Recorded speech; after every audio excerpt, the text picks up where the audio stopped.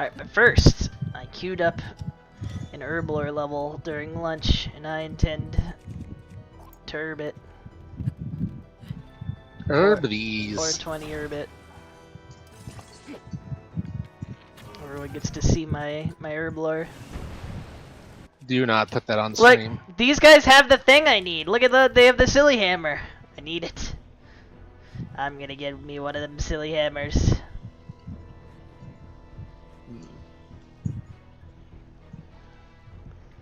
Those guys have the silly hammer. Funny hammer, turn up on you. Hee hee. Getting easier.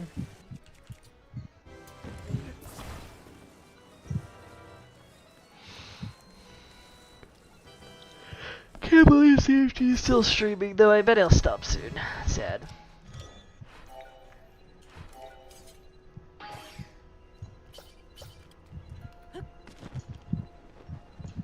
No, go away, Super Restore. Thanks for resub, always Jacob.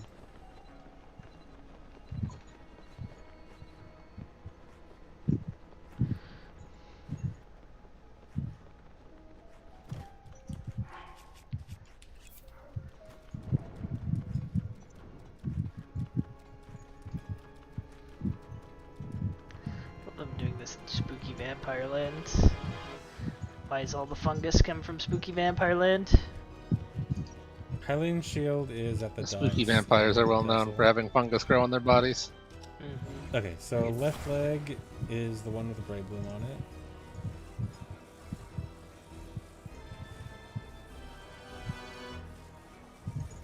Which means this way, right? Or wait. No. What has he done? They're not even like the cases aren't even breaking. Yes, this way. There was some, like when I watched him get this far before, I think Okay. there's something where they like So break what am I gonna blade try or something. now? Like he does So I something and could then they try break. The unequip rocket thing again, but I'm worried. I'm not sure. Ways I can they do find that to break fast these enough. games or something else. But if I guess if I do it from higher and farther away.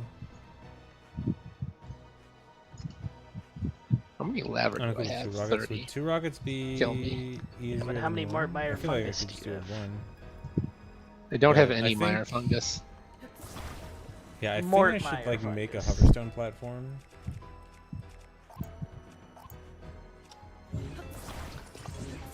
A little bit farther away, and then this will give me more time to react to This guy's a non-iron. Opinion off. discarded. the rocket. But man, this is so much more complicated than it should be. Maybe iron should stop sucking so I can Let's do try- Galaxies of the Rift, whatever it's called. Guardians of Rift. I think a little bit farther back. Rifts of the Galaxy. It's Guardians of Riftborn. the Galaxy. Silly goose.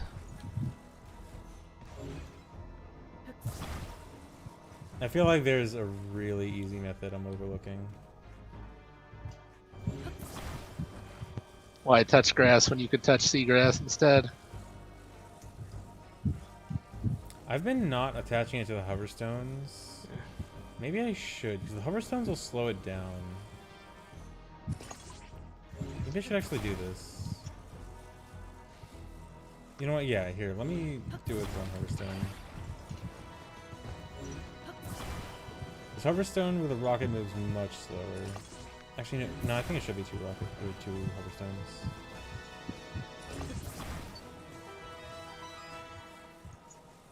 Yeah, the arms are super easy. I don't need to do anything special for the arms. Just put it in front of it and let it go. The legs, though, are very picky.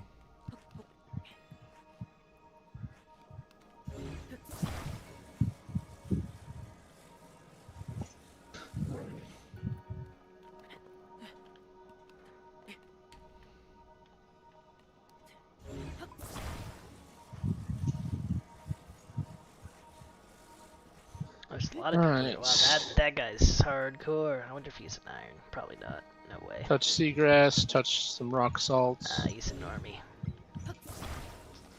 Imagine not being an Grand iron. Company. This guy's got kills on like every boss. What the frick? Okay, guy's god. He hasn't killed some of the wilderness bosses. Why not? Explain yourself.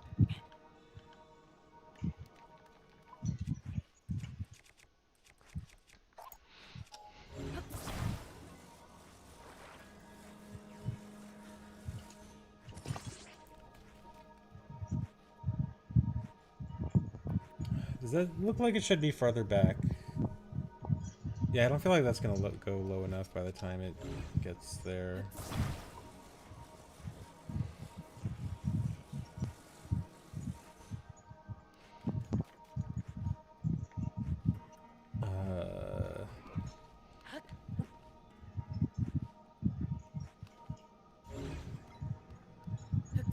This is so hard.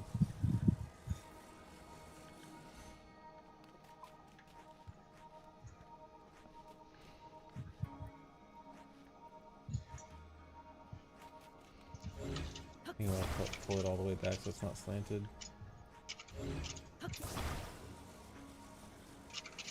But now I'm worried about it being this far back. But I think that angle looks good though.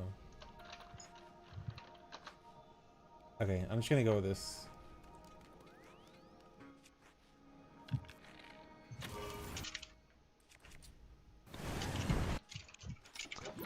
It looks like it's not even moving at all.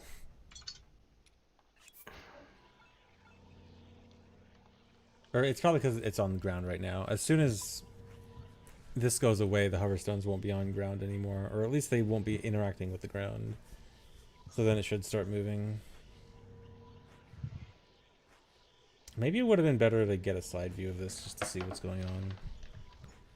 Yeah, I have not been able to get the legs in at all yet.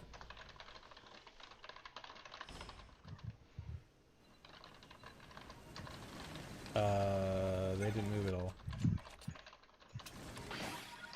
Okay, well that idea did not work.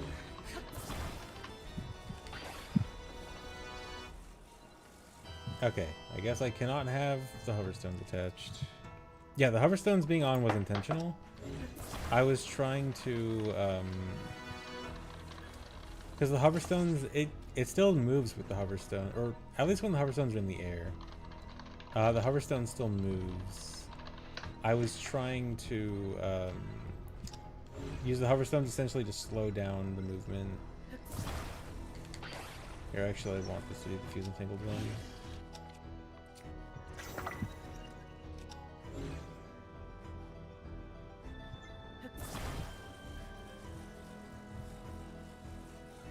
Yeah, maybe like to the middle of it. That could be good. And then that would also allow me to more accurately place it vertically.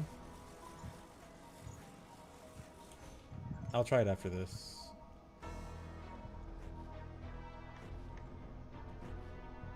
I can't see.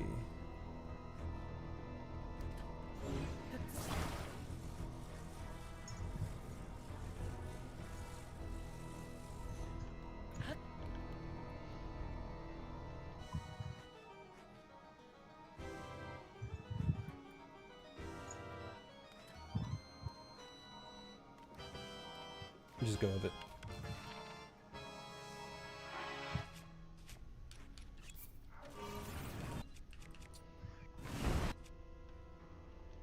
Why is it still stopped?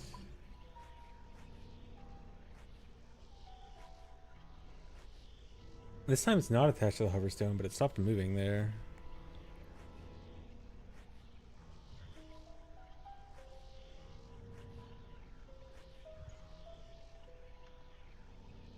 What if you didn't have a face? I would need to scream, but couldn't.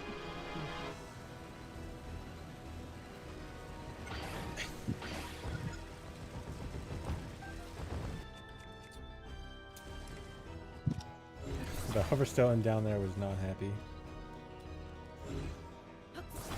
Wait, did that go through partially or? Okay, I need. No. No. Okay. Okay. Yeah, I think. Here. Let me have it attached Where to the are back my of super this. suits? It's sinking. Okay, if I have 2 hover stones, does it not sink?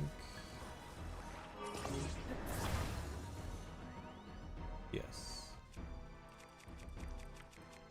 And then I want to confirm. Okay, if I put a rocket, it's just a regular old rocket.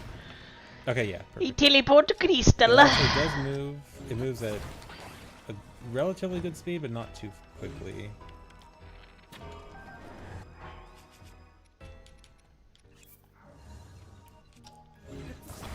So I What think if this you were might the be good. Elflands? I would tell you to get out of my pockets. Oh, You're not in my pockets, are you? no. Hmm.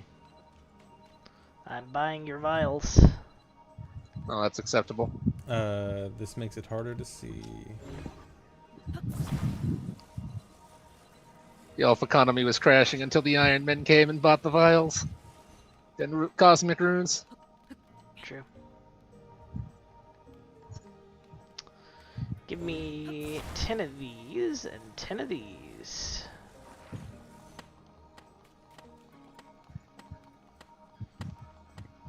I think this is good.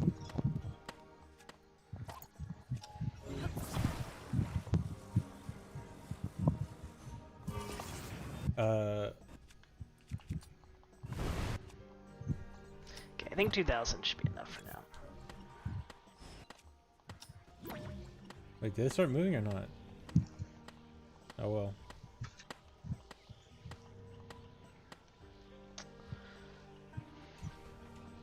What's happening is I am trying to clip all of the construct body parts in before the head.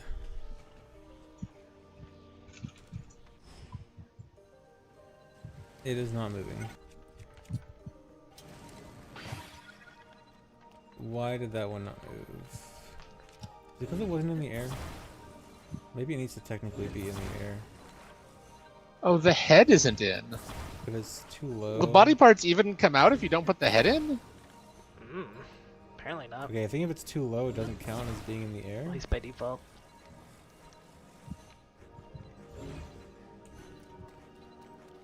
I'm surprised it even lets you go do the thing without that. Yeah, it falls.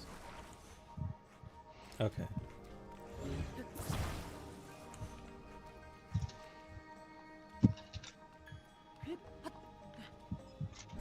I don't know what putting all the parts in before the head will do. The goal is hopefully this activates the construct. And maybe I can skip the head. More realistically, it probably does absolutely nothing and I'll be wasting all my time. But I gotta test it. Can't find out until it's actually tested.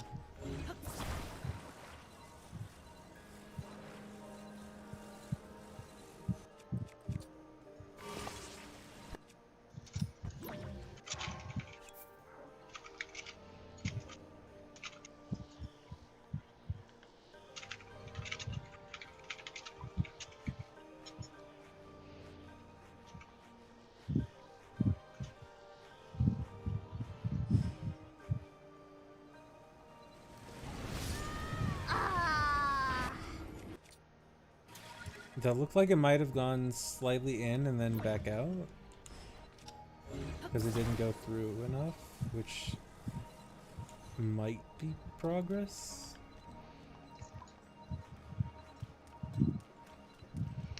Is it off the ground or not? Can't tell.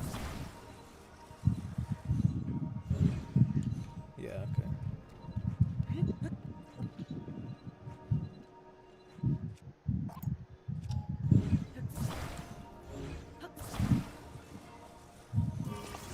Uh-oh.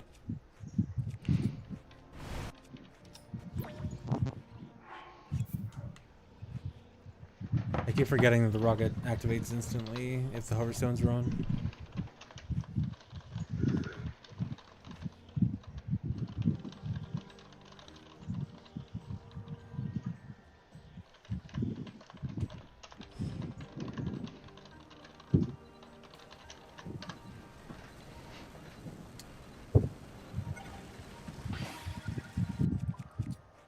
CFG appears to have slowed his game down to 2 FPS. As God intended. Also, the Master Sword is running low on energy. Man, this is I can't believe it. tough. I'm gonna go back to 1 hoverstone. No, I can't because it sinks. Why is it sinking?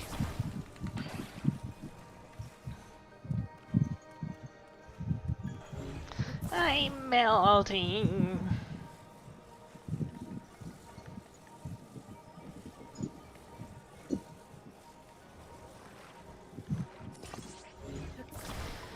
Alright, we're almost at 77, baby! Maybe I could try this.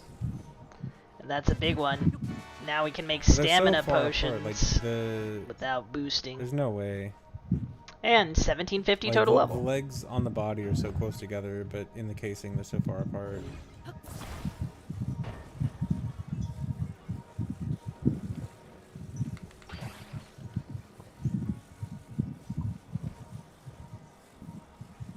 I don't think so, Selif. I'm pretty sure, like, the issue is not clipping it through. The issue is the positioning. I need to clip it through in the right positioning so that it actually lands in the hole. Because I can get it through the wall. That's not the problem. Alright, now it's time to kill.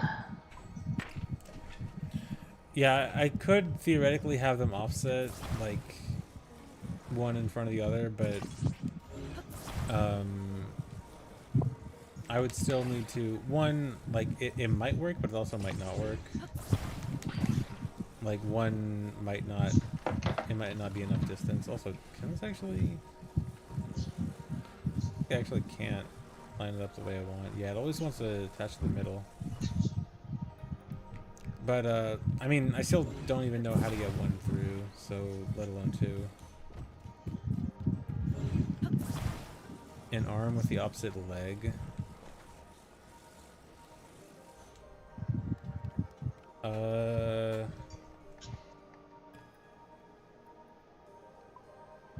Maybe? I don't know how that would work. I'd have to put the arm... Actually, okay, something I just realized that would probably be a problem of doing all of them at once, or multiple at once, is once one of them gets in the slot, they become no longer ultra handable, which means they probably are no longer like an object and would no longer be affected by a rocket. So if one goes in, it's going to stop. And then if you have them staggered, like one in the front, one in the back, then the one in the front is obviously going to get to the slot first. And then when it stops, the one in the back is probably going to stop too. Which means the one in the back wouldn't actually get through. So I think these probably would have to be individually.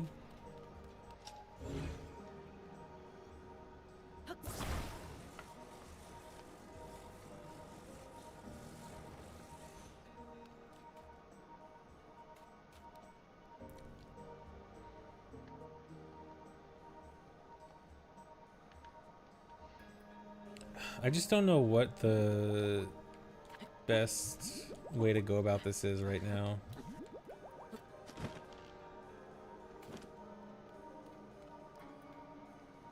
I don't know what the best option is. I feel like I should try Fuse Entangled Rocket again.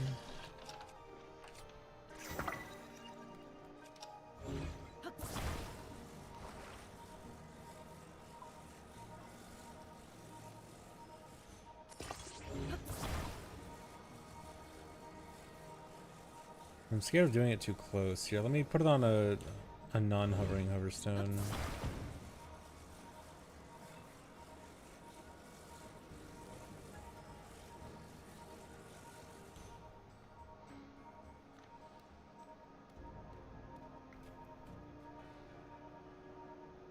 Diagonal one that goes through, but attach random mass to the middle. Okay, so like attach a random like non-hovering hoverstone here, for example.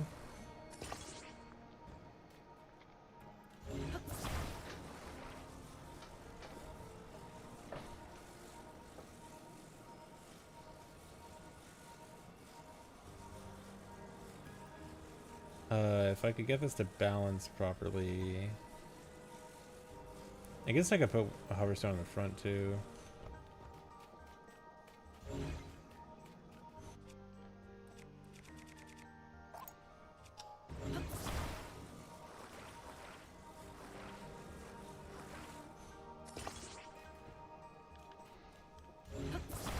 Well, let's see how this goes. We'll This looks so get awkward. this started. Get this party started.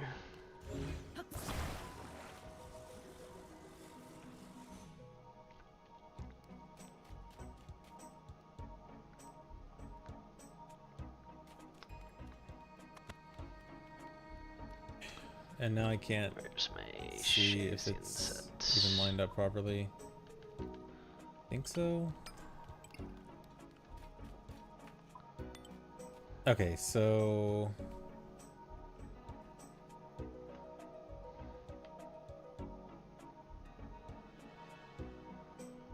I think this won't move because of the hoverstone it's on. Whatever, just try it.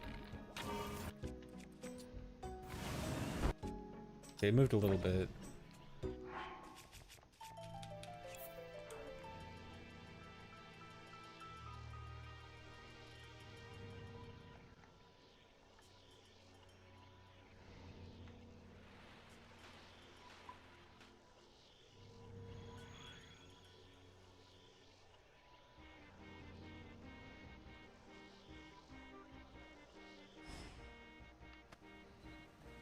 No movement.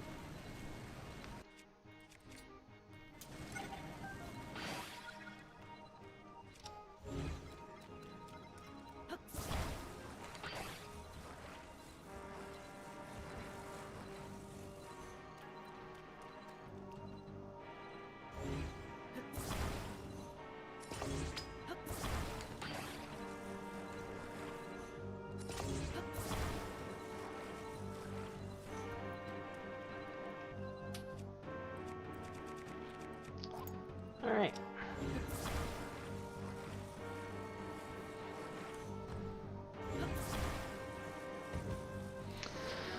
Oh, let's see. I think I pray. What, range against him, right? Range, yeah.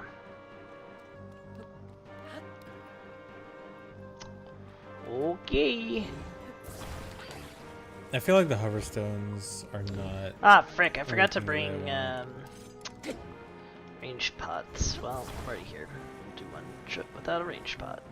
See how bad it is. Where's the other hoverstone?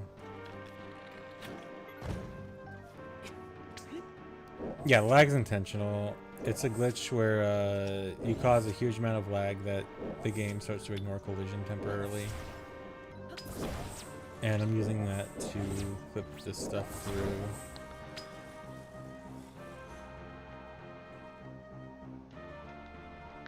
Oops. No, no. I kind of want to try on the backside again. Okay, well, I'm hitting pretty consistently, so that's not too bad. But what's the distance between that? That's a lot of distance. I am so frustrated. This guy's so nettled. Yeah, still haven't gotten the legs in. Did you say you are in fact bothered? I'm Okay, frothing. this one. Just use this as a platform. Okay, I'm gonna try another platform angled down.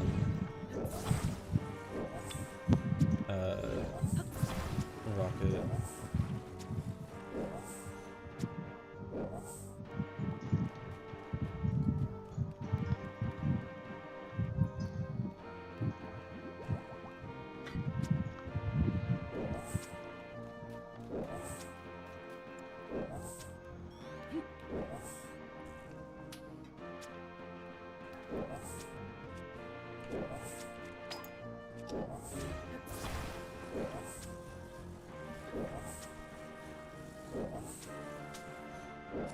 I need to bring my herb sack next time as well. Forgot her.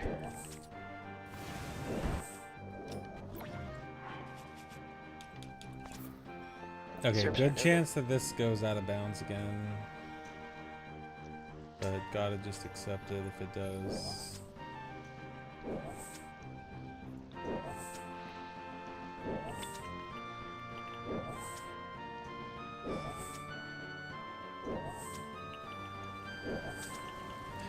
Way too far down. It just... Yeah, it looked like it actually got blocked by this and didn't go through at all.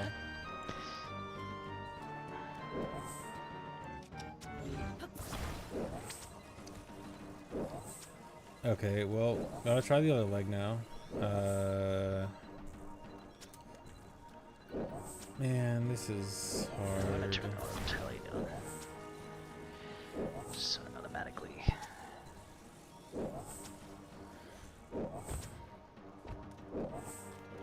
Why are the arms so easy?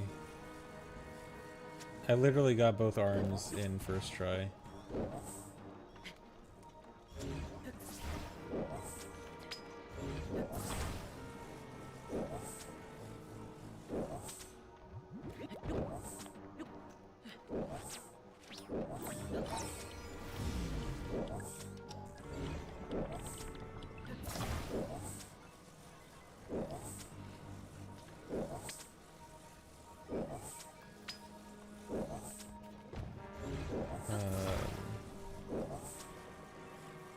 Yeah, it's the height. The arms are at perfect height. The legs are... The bottom of the casing is ruining it for the legs.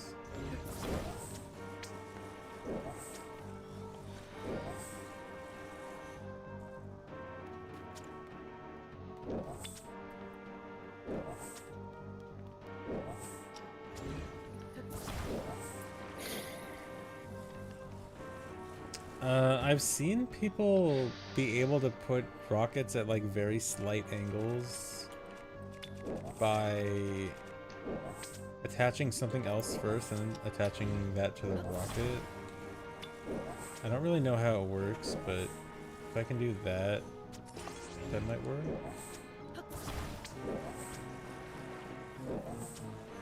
That's obviously too much.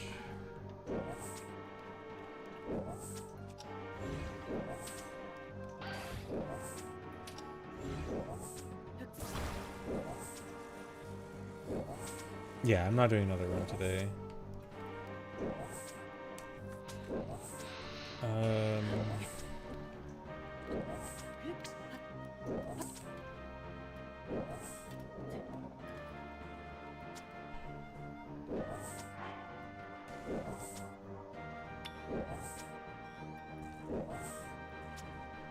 I'm not winning.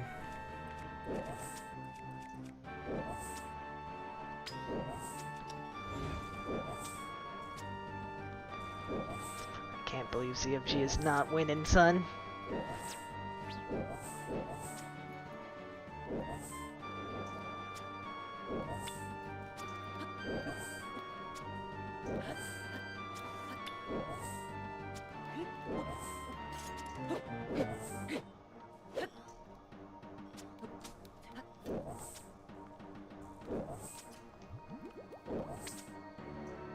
Glider height work. I don't know what you mean by does glider height work. Like it just, as long as that shape of the leg, I just need that shape of the leg in that hole. That's all it needs to be. So I just need to find a way to have it move down and forward enough so that it fits in the hole. What if the Rune Warhammer dropped right But I now? just don't know.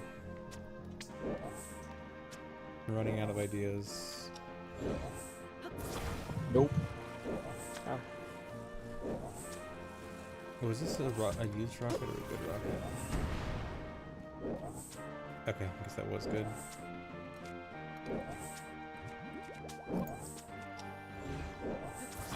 Auto build doesn't, auto build cancel can't clip objects.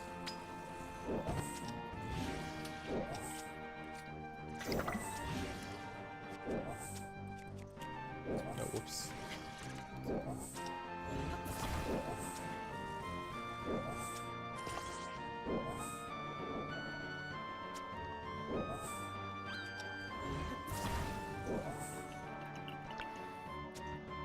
Okay, I think I'm gonna try the fuse entanglement thing again because I think it was promising.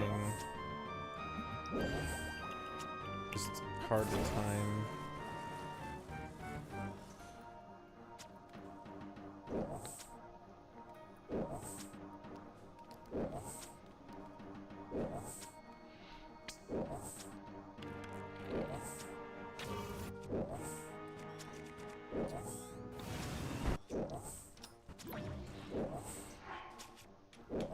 What if a Lizzardman fired spit at you?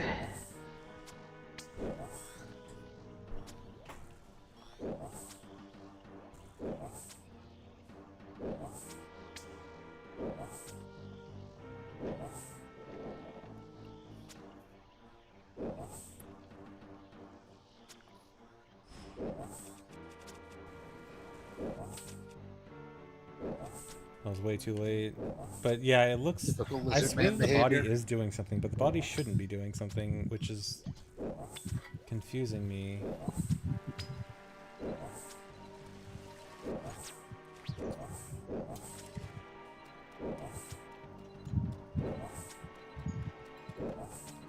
It looks like the thing is like just barely under the ground.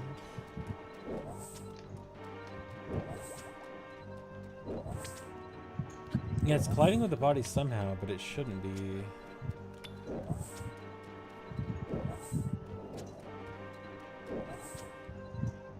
Because the arms don't interact with the body. The arms have no issue whatsoever, and the arm casing is much bigger.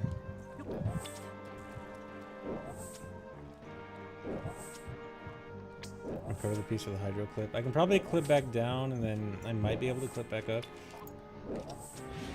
with it. Or actually, no, because I had that glitch where like I couldn't use my abilities when I guess I could switch abilities right now.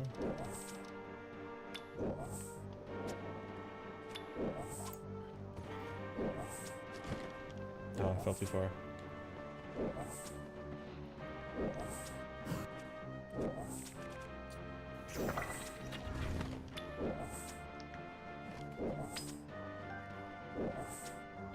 Yeah, I can't change abilities again. What? And it went back to fuse even though I switched it to recall. Oh no, I didn't like actually confirm recall. That's why. Well, let me see if I can at least spot where the piece is.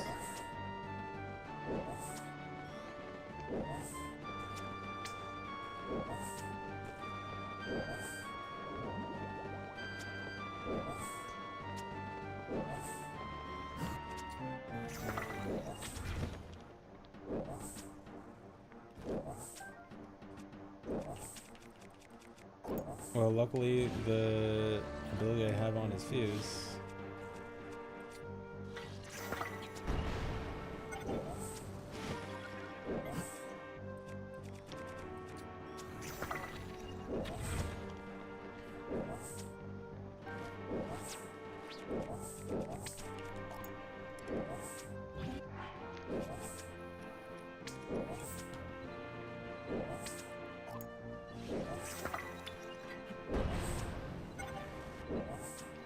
Oh, I'm in the water.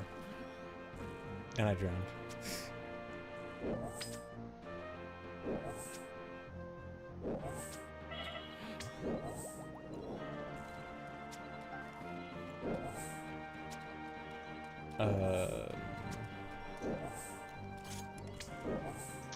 Chili potato.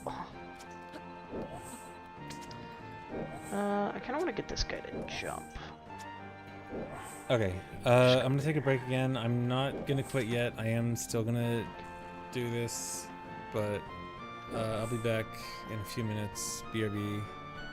Think of strats for me. Think of ways this might work. Okay, I'll be back soon.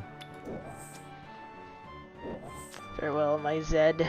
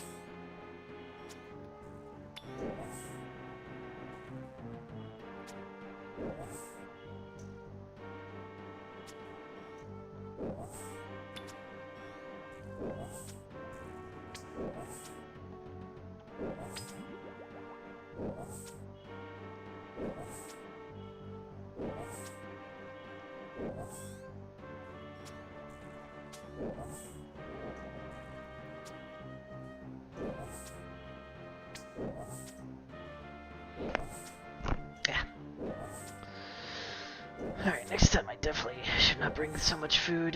It's just unnecessary.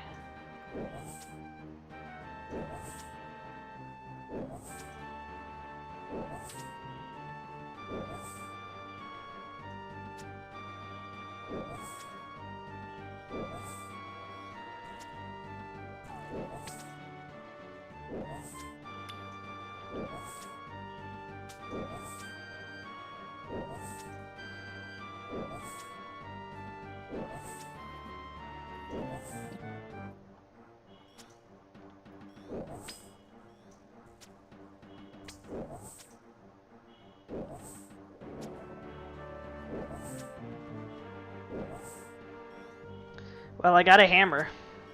Not the right one, but a hammer.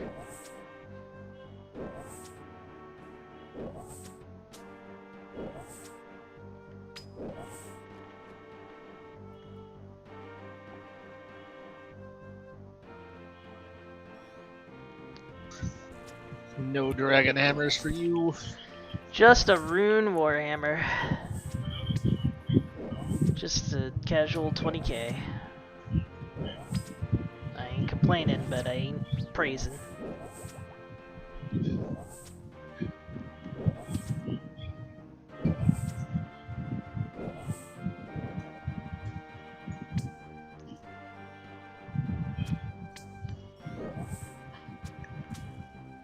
Why did he summon smaller purple lizard men to attack you? They're like spawns. I mean, don't ask me, I don't freaking know.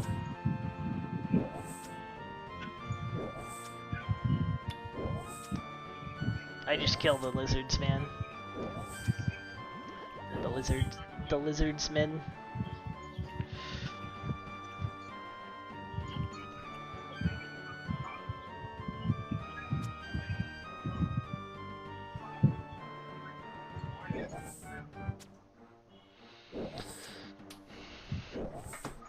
I just want to kill the lizardman triple.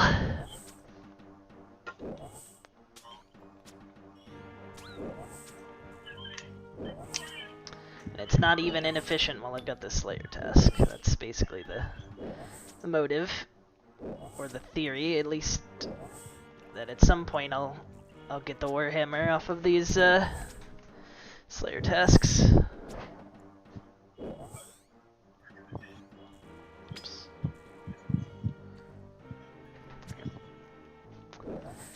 What's their, I wonder what their drop chance is for Rune Warhammer. I bet it's on their table specifically. Yeah, it is. 1 out of 30. So it's like, there's no way that's the rare drop table. They added that as a troll.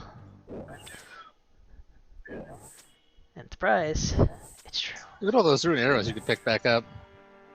Yeah, I'll probably pick up that group of 4. Guy isn't gonna pick up every one. No.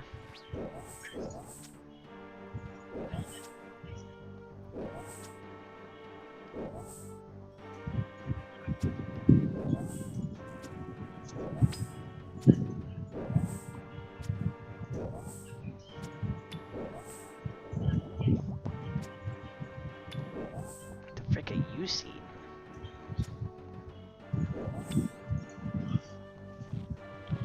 Oops.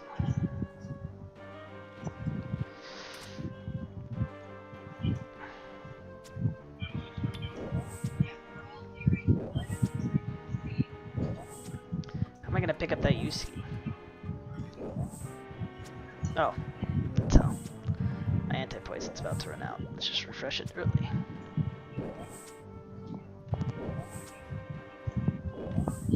Alright, let's bait a jump. Okay, you're supposed to jump, weirdo.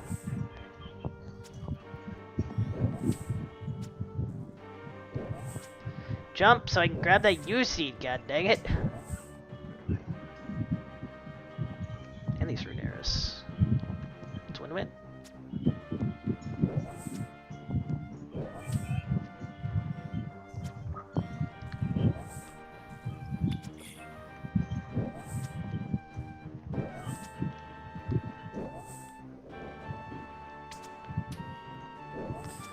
Grimy Cadantine. How am I gonna... How is Ivan gonna get his way out of this one? I guess we drop or eat part of a pineapple pizza.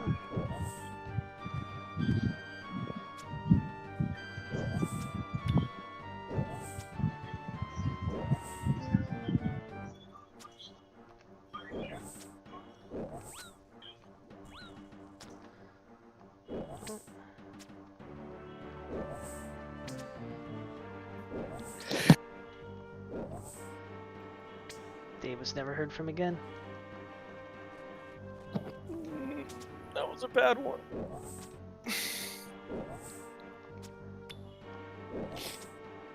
What noise is Dave making? Sneezing noises.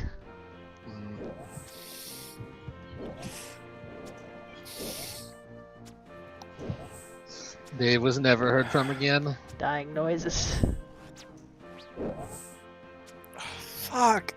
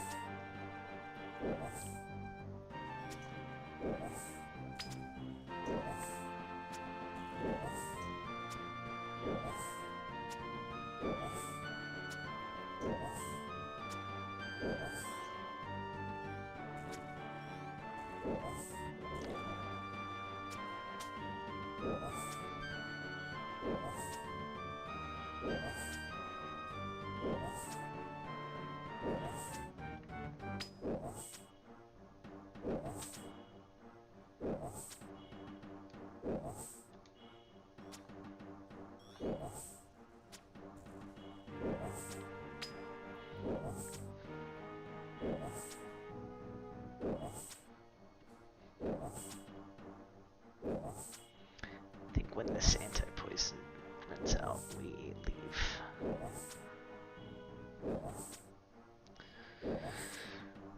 Because we need to restock our inventory, grab the range pods, grab the blah blah blah.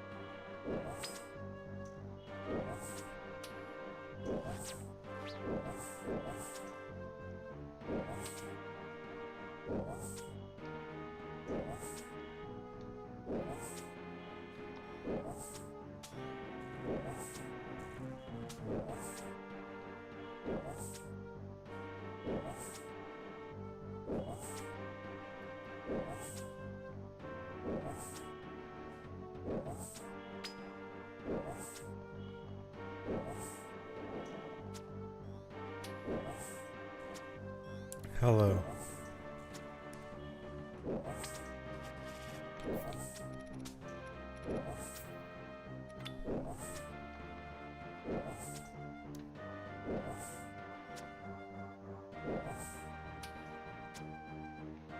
The sweet dulcet tones of ZFG.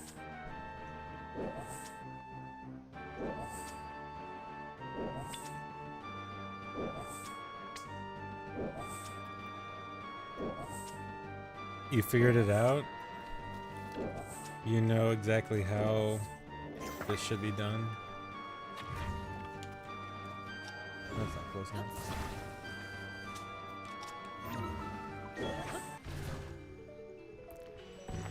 And there was a ghost? Cool.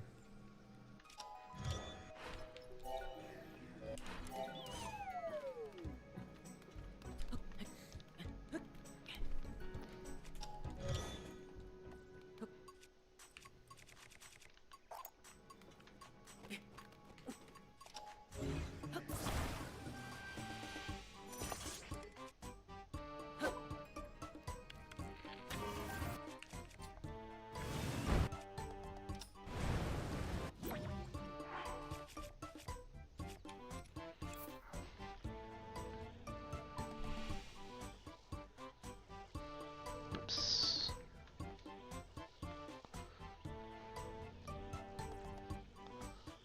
Yeah, on top, I have no idea how on top would work. I tried a bit from the back, but it's hard to tell what I'm doing, considering I can't see. Alright, let me grab a ranging From the potion sides or two. might be a good idea.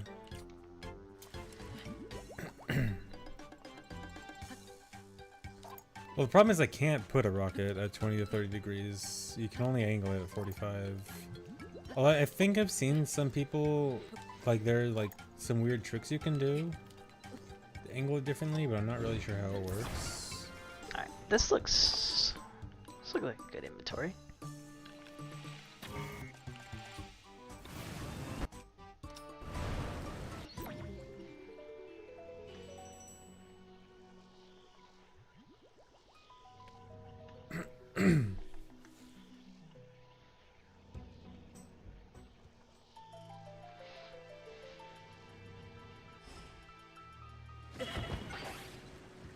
Uh...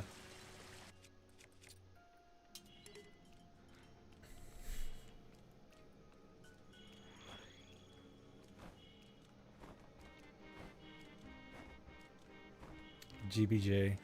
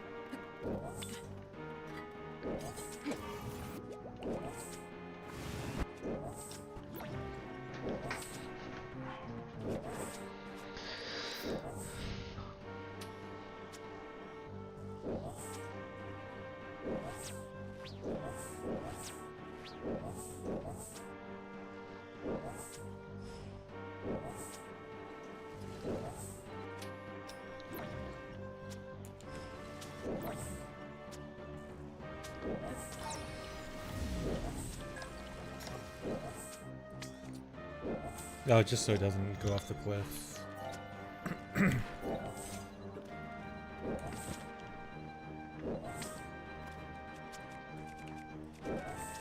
I fucking hate non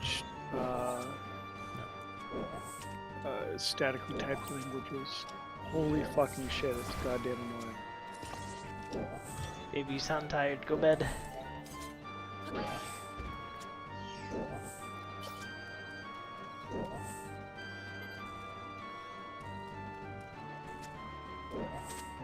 Angling the leg along with the I'm just rocket. fiddling with Lua scripts. So, like, you think I should angle, say, the rocket at downwards 45 degrees and the leg at downwards 45 degrees? Or, like,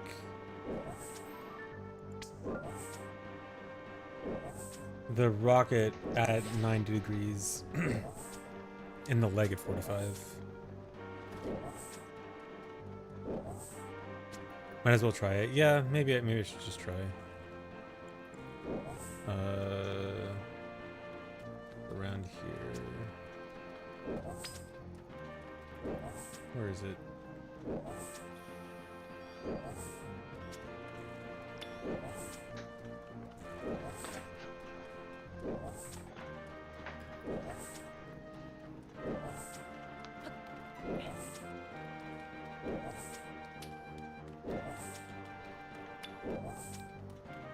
Yeah, it's up here.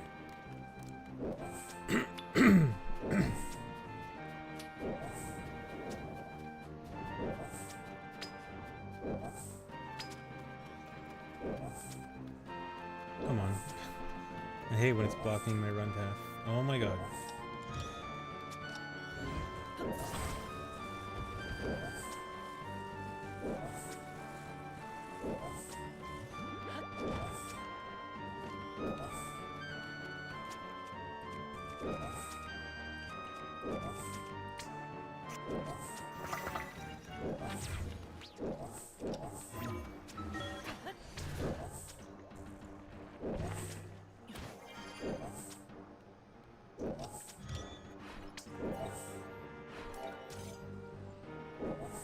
What if you were a lizard wizard, Talon?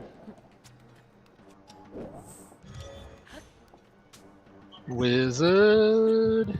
Come on.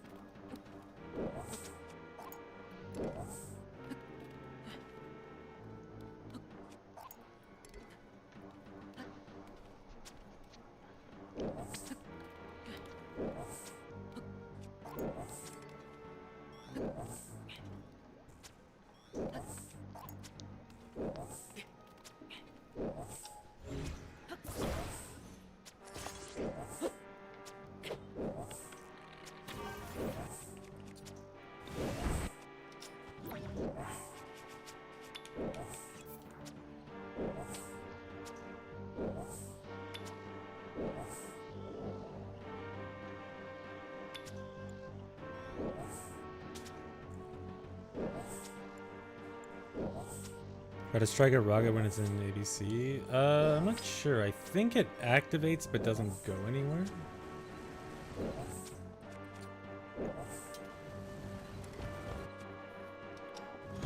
But I'm not 100% sure. I guess I can test right now.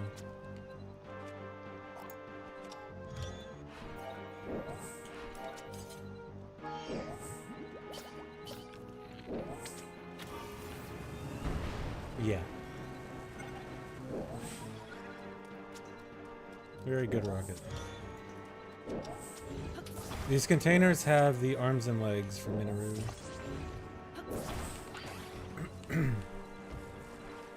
The goal is clip these into the main body and try to get all the main body parts in before the head and see if it lets me skip the head.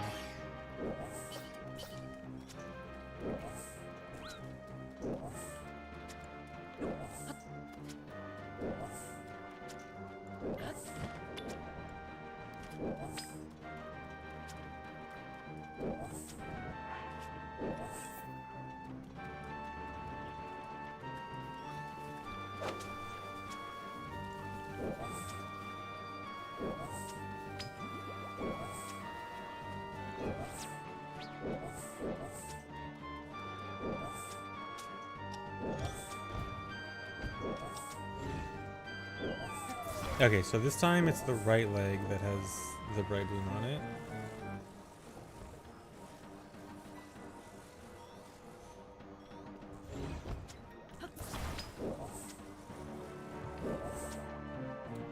Okay, so you guys think I should... okay, Dude.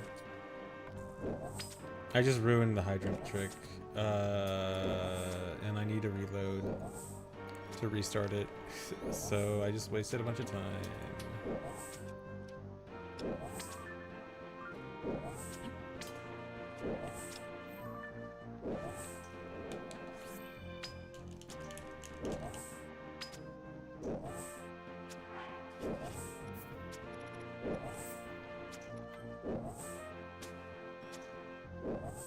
That's annoying.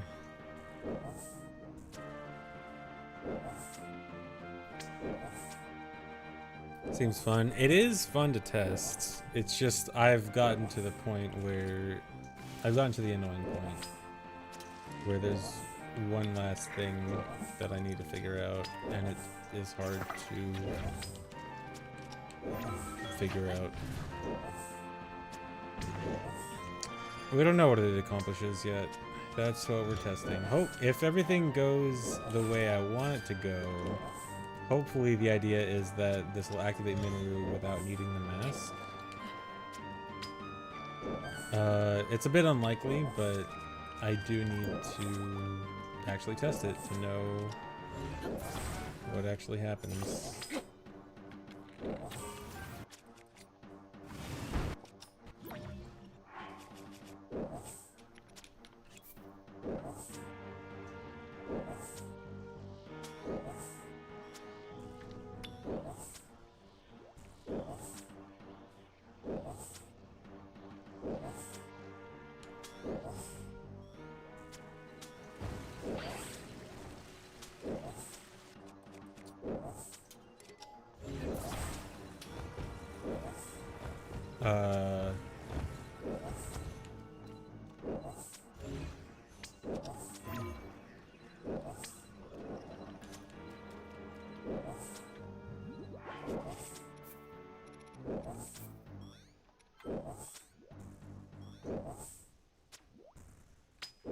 If it works and doesn't have Minoru's head, it would be the best possible outcome.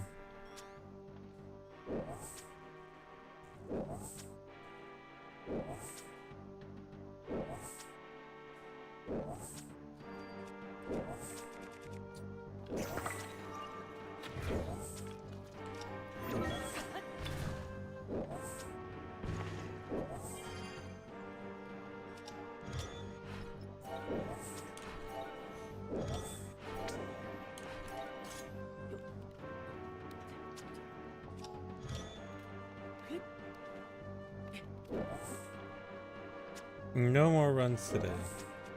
This is just testing now. No more runs today, Bill.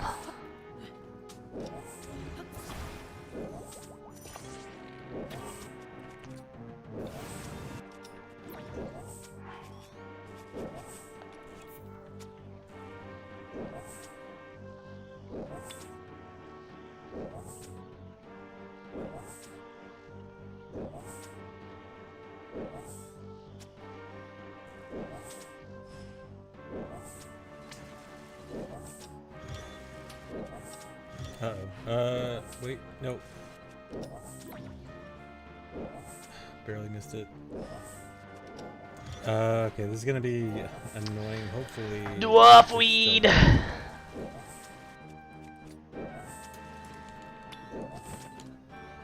I mean, I was able to get it last time when it fell off, so it should be there.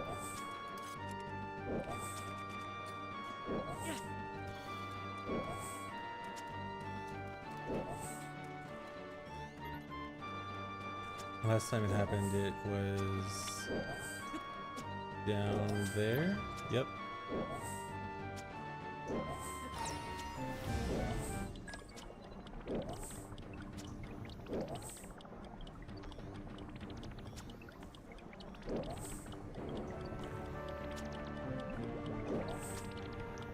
Okay, well, it's time to play. Please make it all the way back up. sticks. Okay.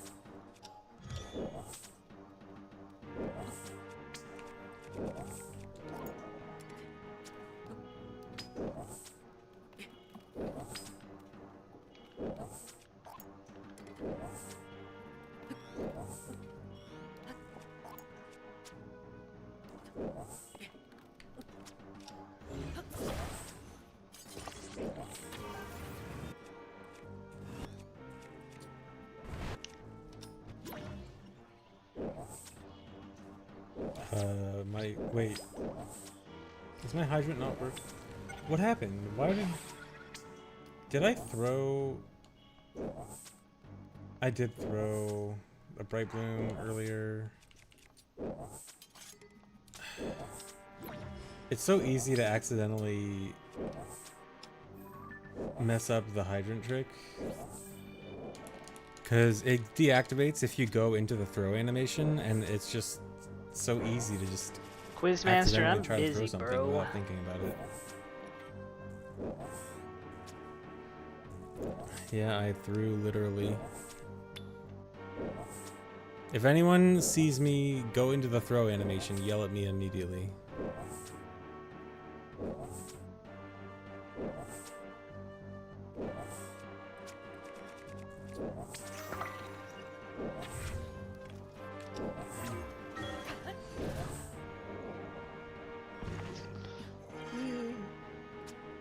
It won't be fast enough to stop me, but it'll at least tell me, hey, you already screwed up.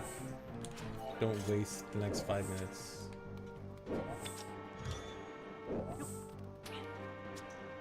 Just make sure it's active.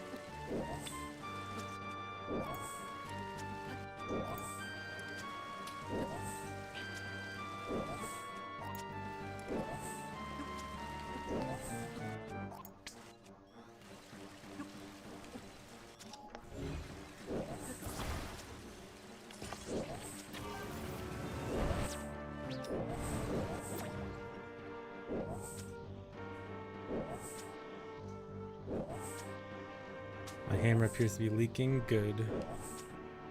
I need it to leak so that I can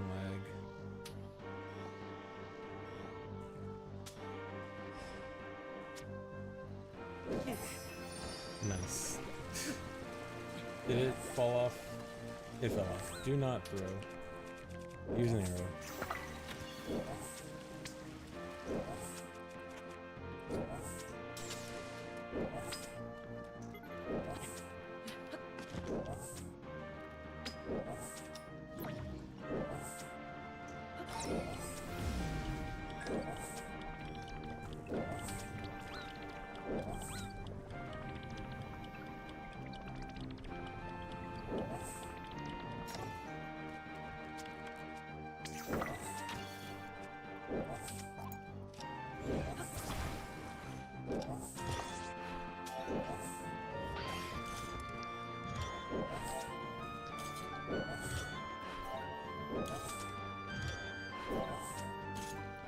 Go on.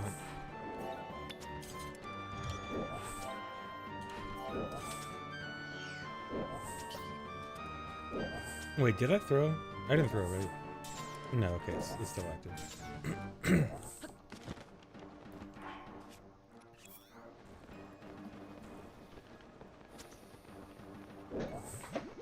Yeah, dang it, little boy, I daily So what? confused by these tricks. Yeah, so this trick is called hydro clipping, where you use a hydrant to force a lot of lag, and then the game ignores collision for a bit while it's super laggy.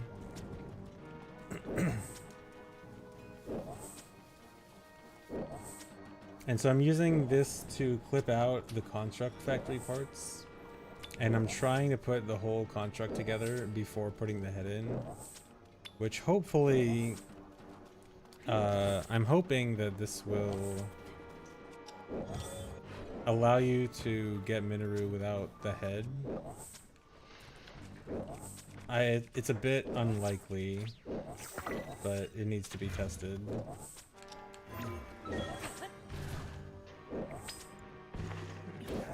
Let's use this device for the... Yeah, Hydrant is pretty good. Just take this for poison. glitches. Finish this guy off. Hydrant, hydro clipping hasn't been super useful for earlier patches like 1.1.1 and earlier, but for 1.2 and I think Cusco 1.1.2, it was pretty good for clipping. And then even current patch, the one just from yesterday, still has hydro clipping. So Bad poison.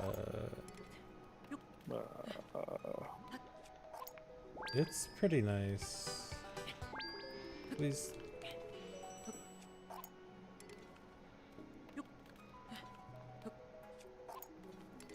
Spawning a rocket here is hard for some reason.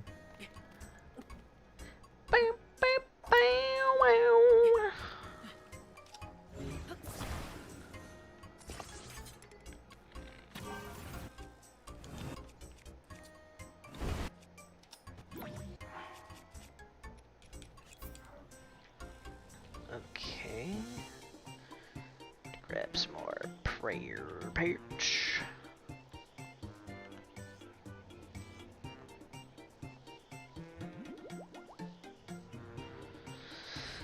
I think everything else should be good. Let's just get back to it. No. Maybe I eat food.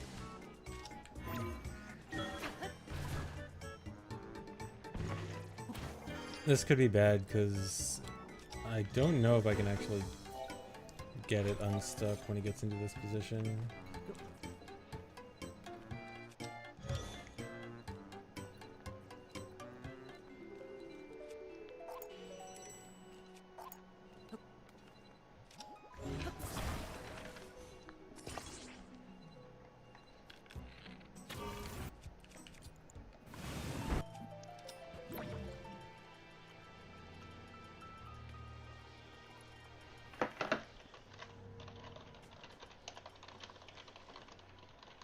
It's not building up speed, it's building up lag.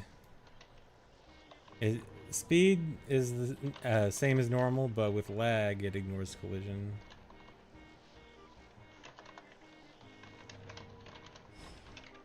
Come on, go through.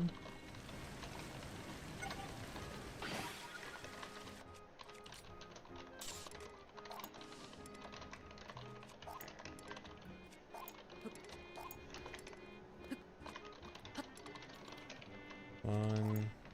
Oh, not shield.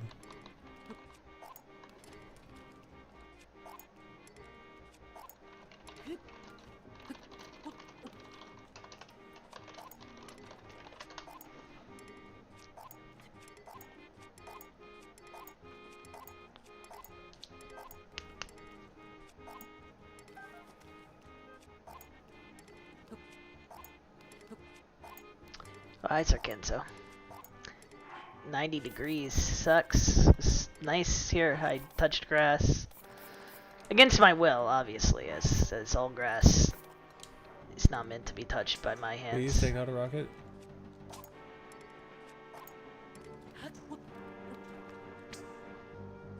I'm gonna go to bed. Good night, guys. Good night. Night, Dave, that is already gone. It was very sleepy sounding. I was able to take out one a second ago.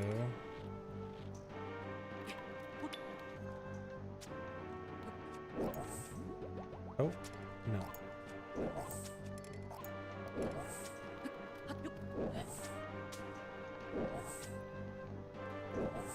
There's no such thing as clipping through the GSI door because the cutscene of activating the door is what allows you to end GSI. You can get behind it easily with a wing, but it doesn't matter because you can't watch the cutscene that ends GSI like that.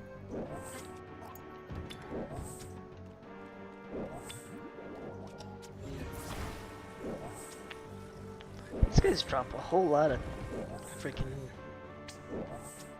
tooth halves and loop halves of keys. You know what? I have an idea. I think it's already moving super fast right now. So I'm just gonna see if this, like, it might already have a lot of speed. So maybe this is enough to clip through.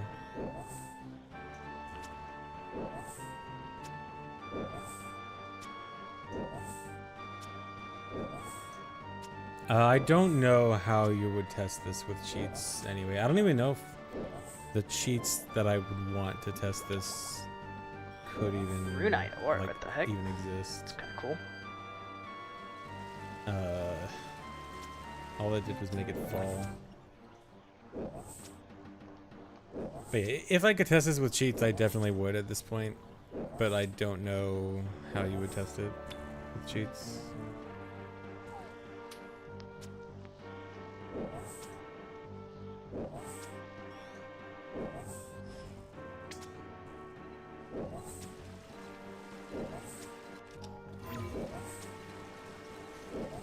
Dude, I don't want it to reset again.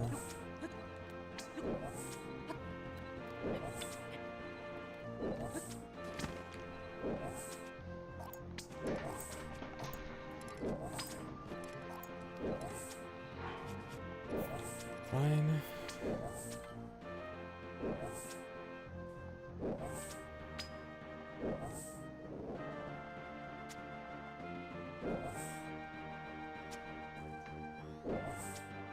Dang, hunky.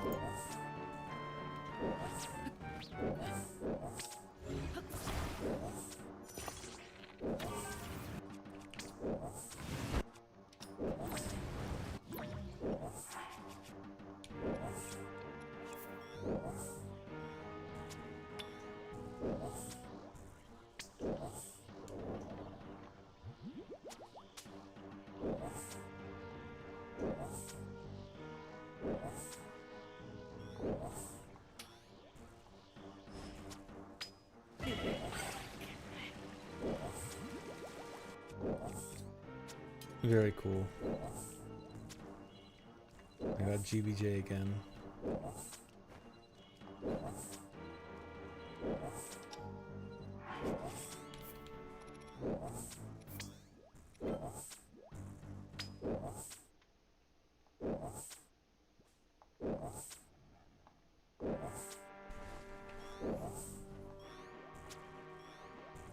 Living in your walls.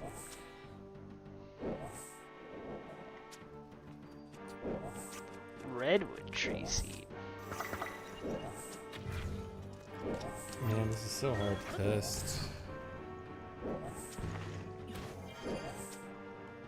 Oops.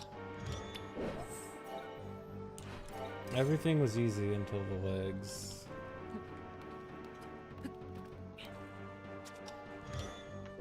Just did not anticipate the legs being this hard.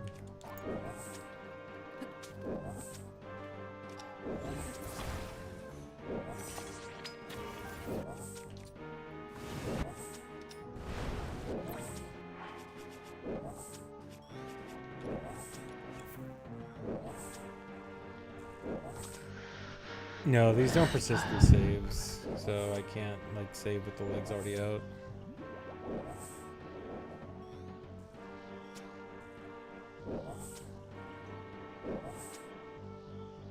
Which is more fun to test for hours. I think this one, the Riju one, was really annoying to test because half of it was just trying to push an NPC, which NPC pushing is not fun, ever.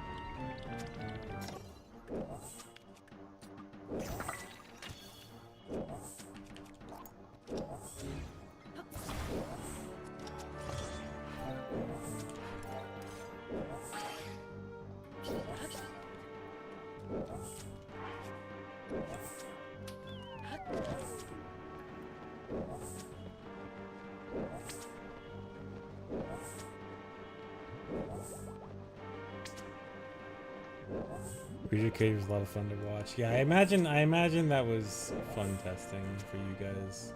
When you're not the one pushing the NPC, it's probably fun. I mean, it was still fun to test.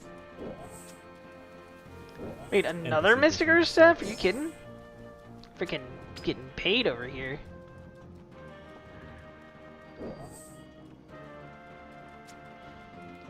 Swimming in dosh.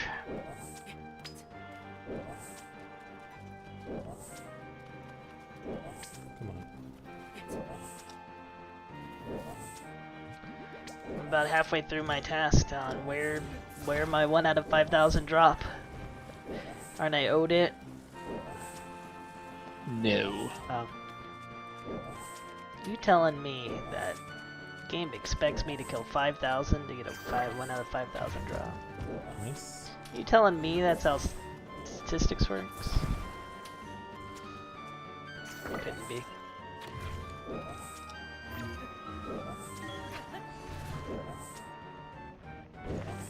At least these guys are like, I think they're kind of fun to fight. They're not too difficult. They have an interesting set of drops. Yeah, I've had like 5 people today say they didn't know they could shoot hoverstones. But they're not like AFK either, so it's from me testing engaging. this.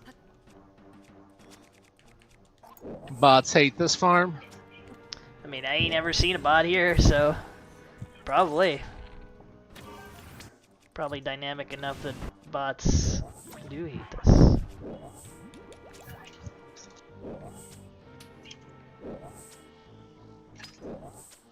Yeah, it's something easy to overlook.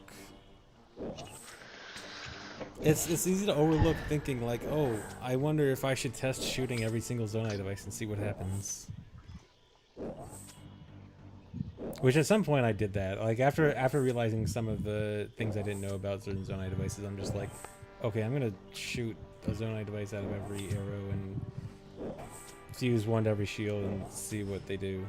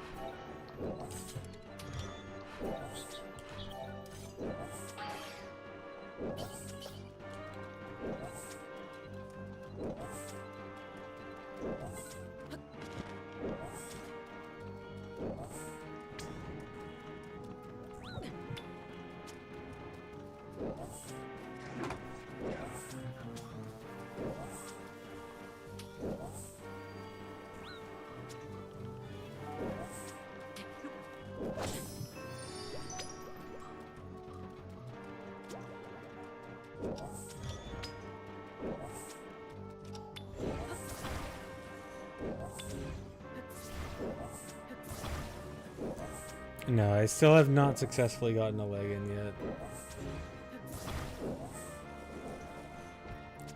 Okay, which leg is... Okay, so this is right leg.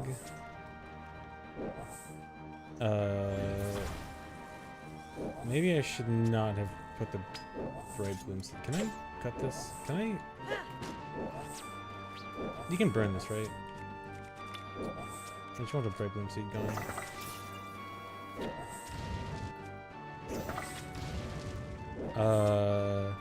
Did I throw? No, I'm fine. If I see the beam come out immediately, I'm fine.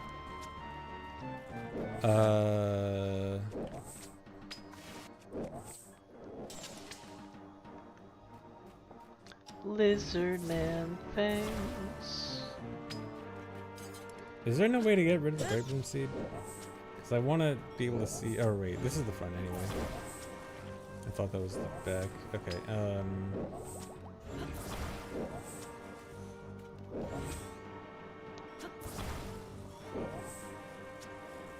Okay, so what was the next one that I was gonna do? It was oh, actually, before I do anything, actually, I want to see if the body is actually blocking this. So I'm actually gonna do an upward angle one. This is purely for testing. I need to see if the body is actually blocking this because it doesn't make sense if it is, but it seems like it is.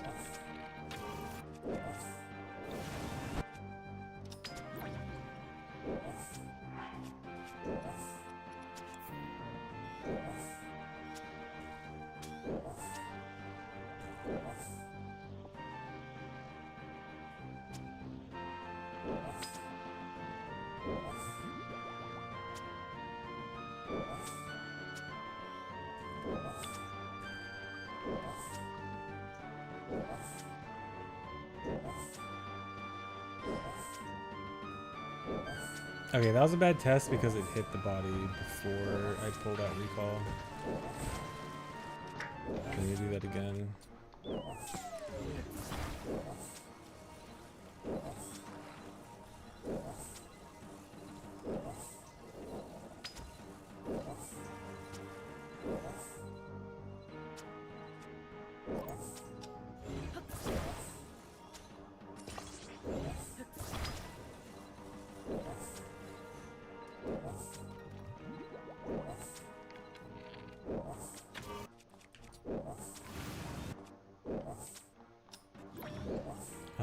That was kind of early. I think it was before it actually lifted off, but let me try this anyway.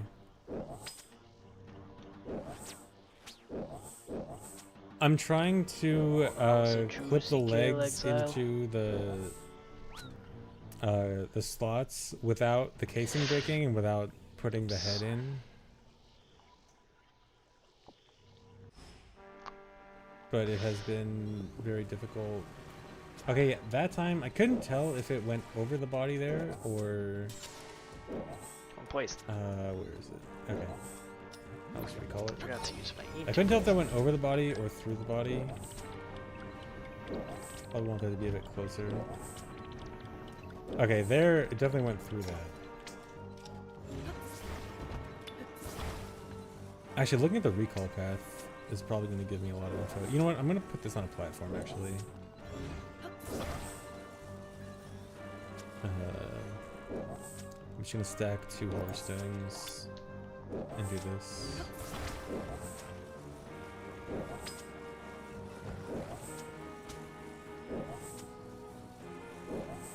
What I'm thinking it might be is that if I recall before it touches collision, then it'll be fine. But if I recall after it touches collision, then it'll affect it during the lag section.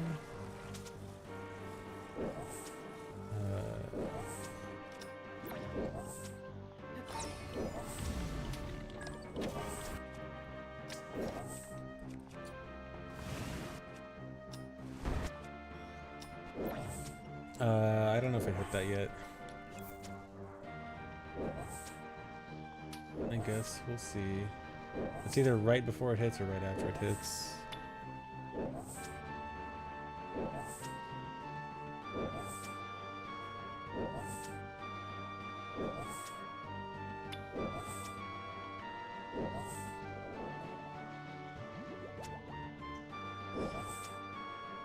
Yeah, and now it's getting stopped by...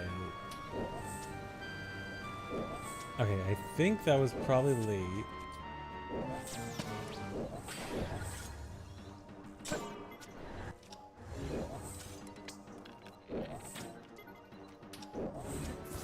So this time I want to make sure that it's definitely early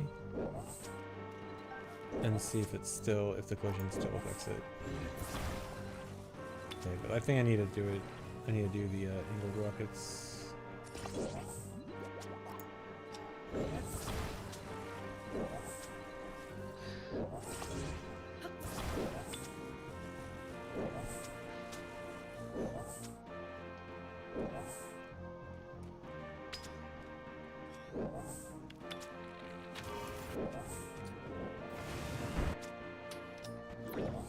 That was late.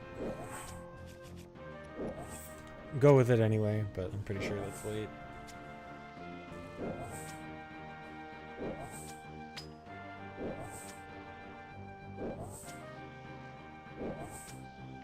I'm aiming for the middle just to test the collision on the center. I'm testing a theory of if I just need to recall it before it touches the collision or not. But I think it might only react to the collision during the lag if it touches it before the lag.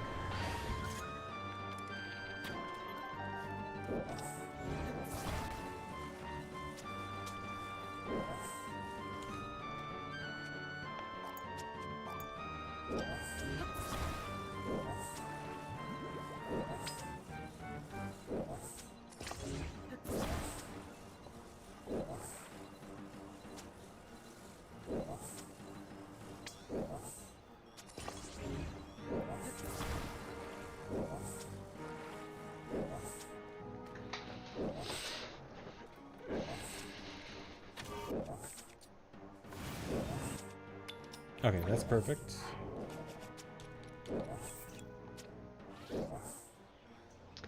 Oh look, another rune warhammer. Well, not perfect. It could be a little bit closer, but good enough. Never a dragon warhammer. Okay, so Nah, if my probably not. theory is correct, this should go right through it. I don't think I and can not get one out be of stopped by the body. 5,000s.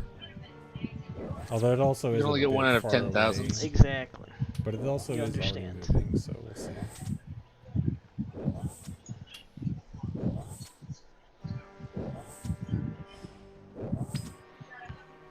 Yep, pass right through. Okay.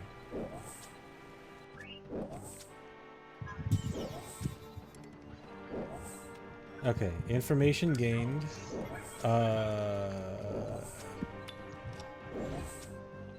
It is in the stairs.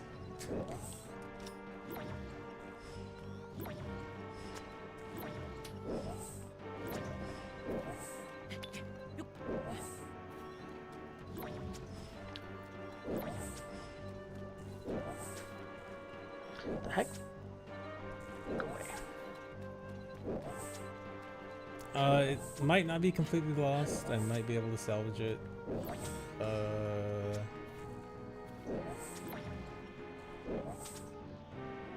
You know what? I might as well just test this now. Just go with this. Okay, is this white? Wait, okay, so this is Okay, let's get this kill, and then we bail out. Bank. okay, so Bank what I out. think this means is that I just have to... It'll probably be easier from farther away. So this stack might be good.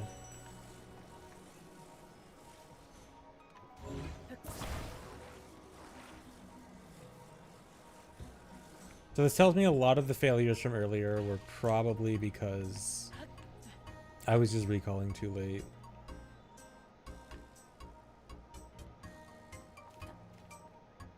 Okay, if I do downward angle here... Okay, let me try a third hoverstone.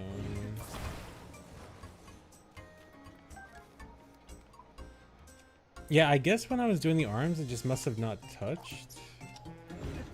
Or maybe the arms like get close enough that it doesn't matter if it touches the body. Could be one of those.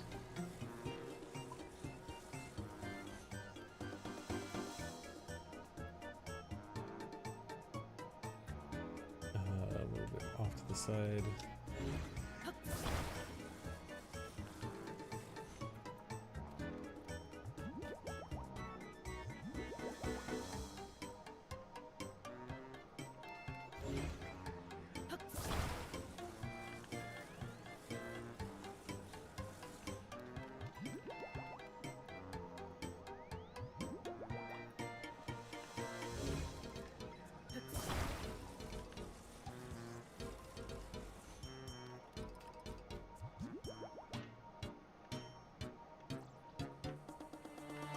Oh my god.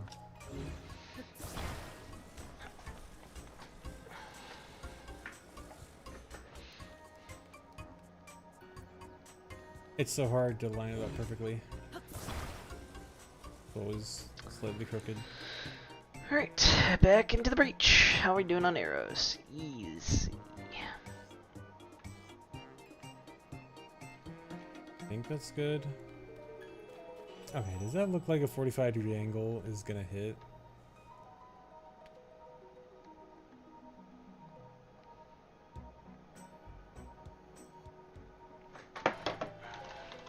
I feel like a 45-degree angle there is gonna miss. I think I can put it closer.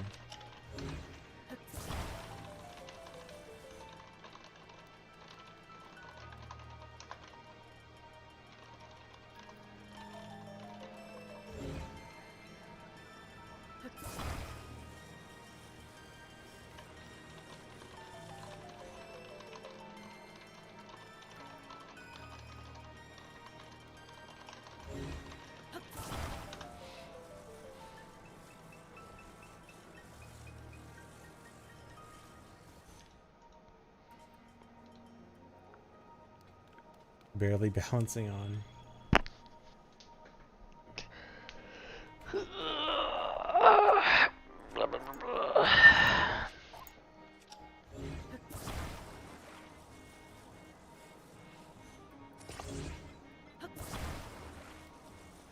Probably should have attached the rockets first. Probably makes balancing much easier.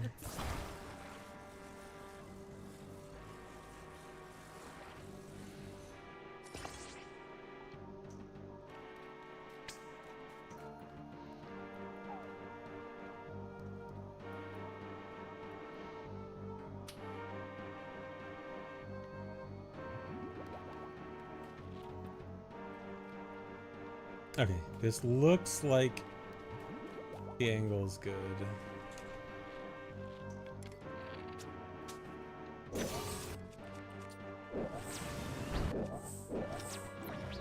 That hit the body, I think. Also, that is not going as far down as I thought it was going to go.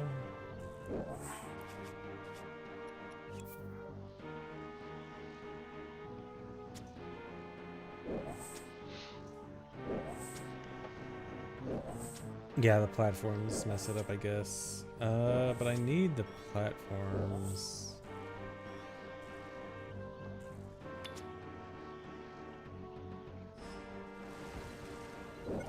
Where was the lag there? It barely lagged at all. Wait, did I?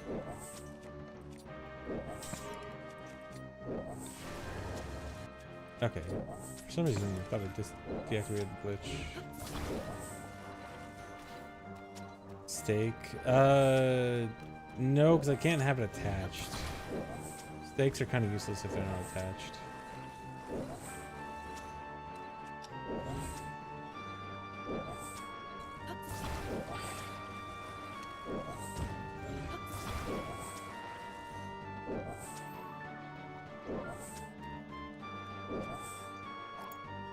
I need to do more rockets.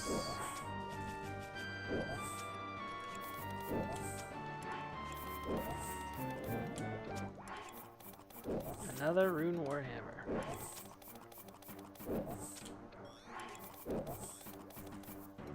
Oh boy. 22k each time. I guess that's okay. 22k.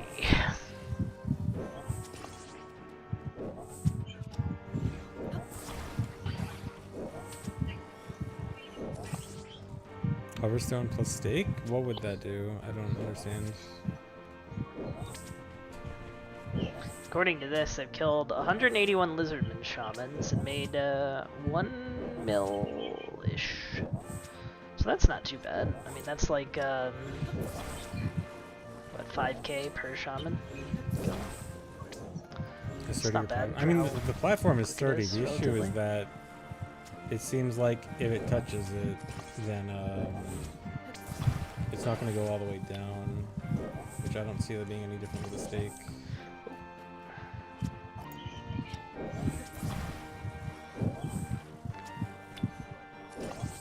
Here, I could actually try it close up again if I just time it right.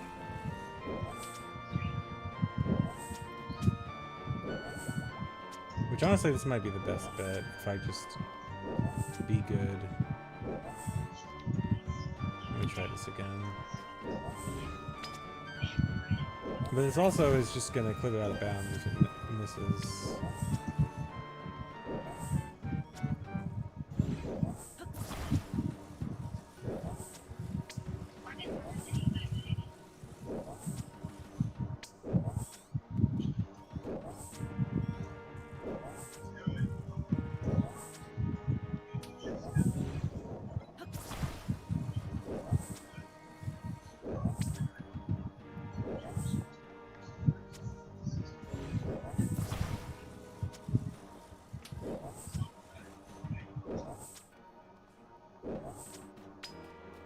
This looks like it's gonna go way too far down though.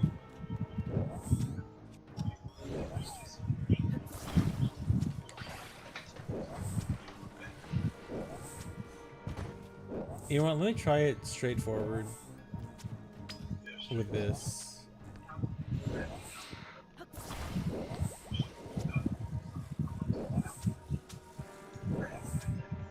Probably should have brought Bone Crusher. I think if for a I little time bit this of right, there's a chance that the snap could happen from farther away than I think, and I just need to, if I time this well, maybe the snap can happen from farther away. Just make it fine. Yeah.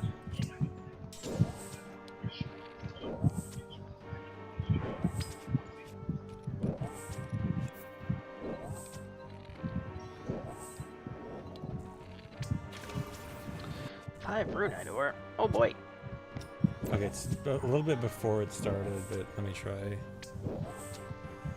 Thanks the raid, Ababub. Hello. I am trying a thing. I am trying to get all of the construct parts into Minoru's body before the head. And it is is hard, and I don't know if it'll even do anything.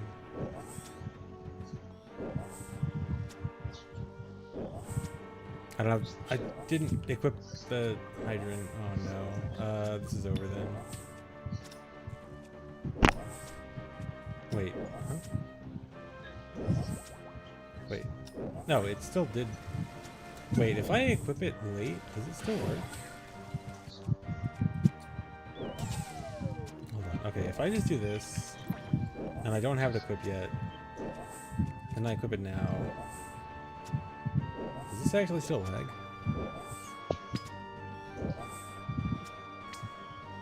Yeah, the hope is that I can skip ahead. So, I've already been able to get both arms in, and nothing happens when you get the arms in. Most likely, nothing will happen when I get all 4 parts in. For some reason, the legs are much harder to get in. Okay, yeah, I don't need to worry about equipping the hydrant first. I can do the hydrant after. Okay. It's gonna hit me. Just went too tough.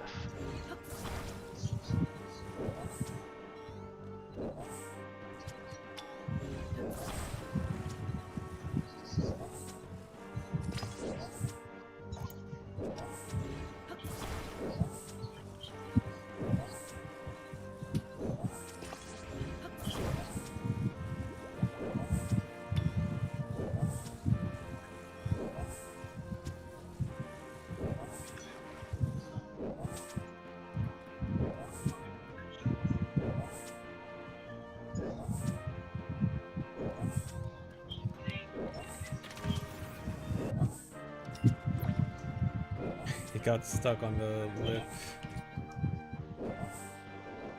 No, I still have 0 success with the legs. Haven't gotten it a single time. While the arms, I haven't missed it a single time. The arms have gone in.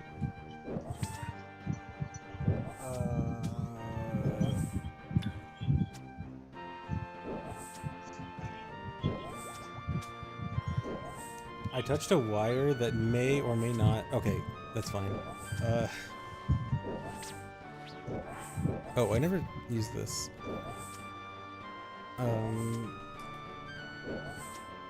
I was worried that wire was like my switch power. Okay. Wait, is that it? Did that seriously go straight through and do nothing?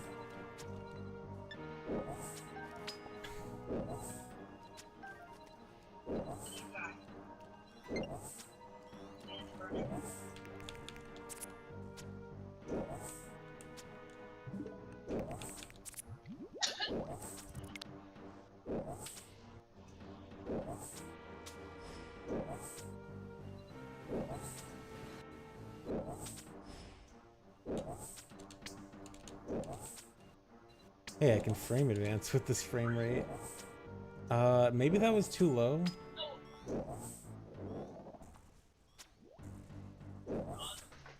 It's hard to tell. 2 Xerix talismans inert. Wild. It's almost like the balls are inert.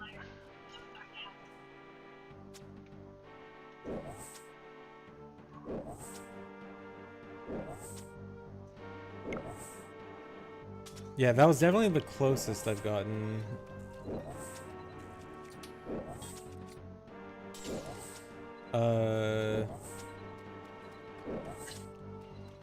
It's definitely out of bounds now, isn't it?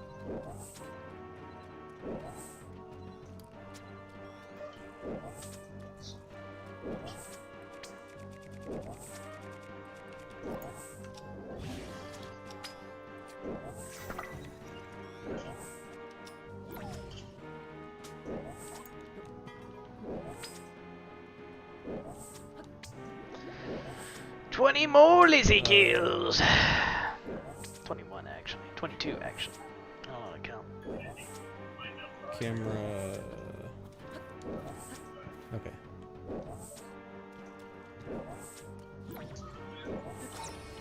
Does that actually put it back in bounds? No, still get stuck. What if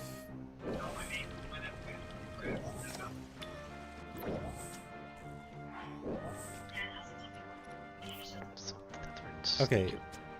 What if I lag it really bad, and then instead of canceling recall, I actually use recall?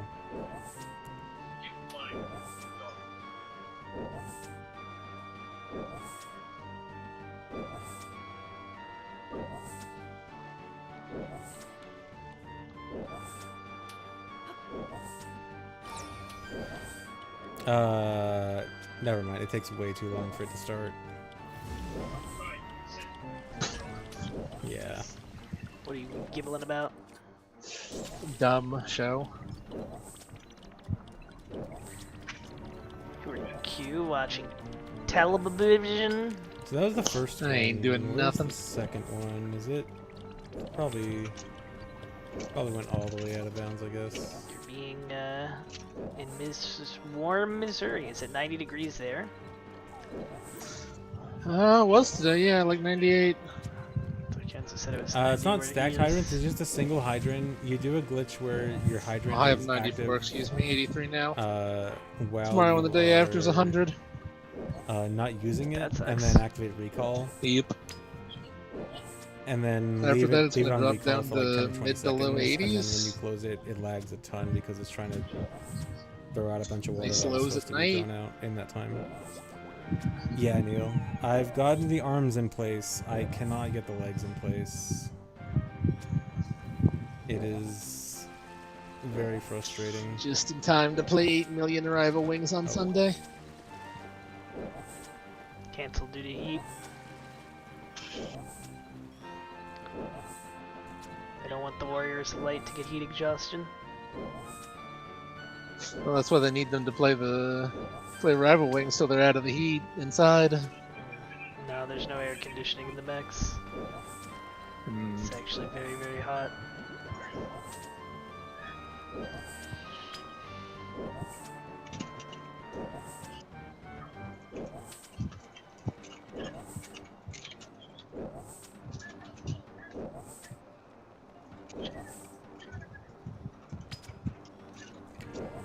I want to keep working on this because I feel like it's close, but it's also so far away.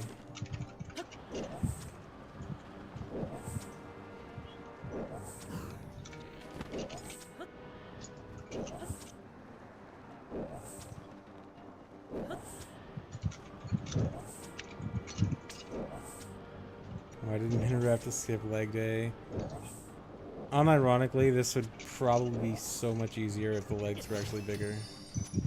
If the legs weren't stubs, this would probably be way easier.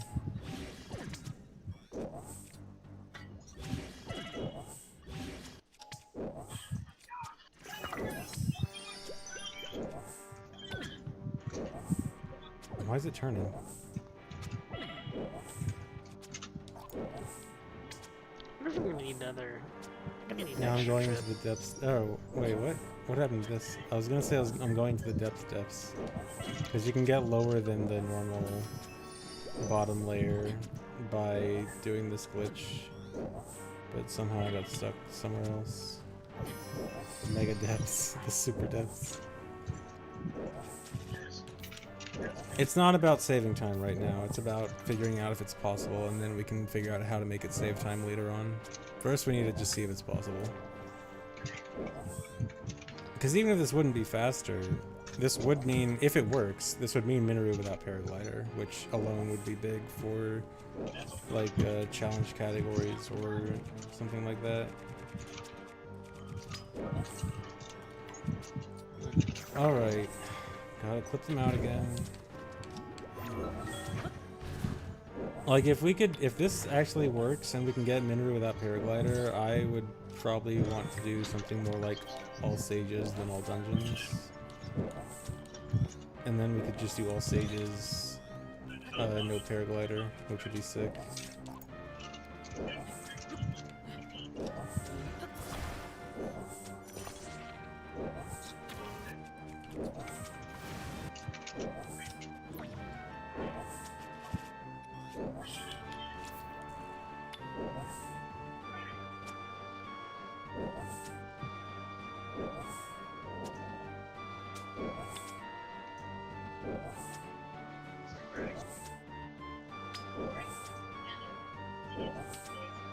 Attach an active platform to the top and launch a light. Do you mean like put a hoverstone on top so that the floor doesn't interfere? I don't think that'll work because all collision is ignored during this.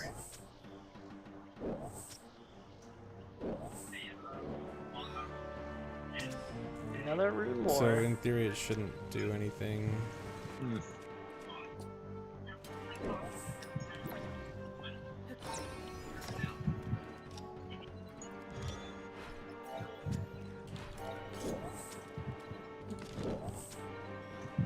Begun, the rune wars have.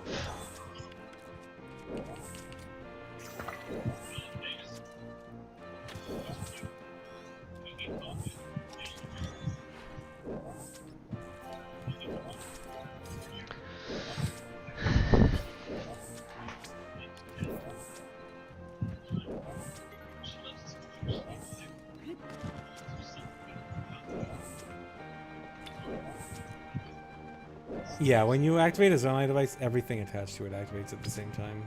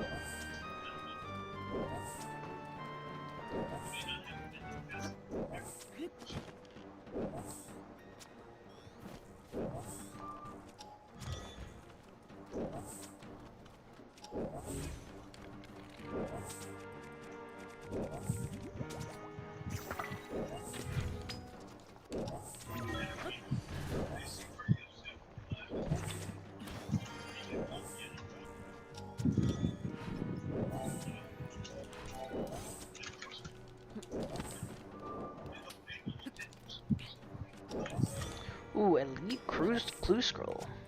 That's nice. Could be anything. Could be a boat.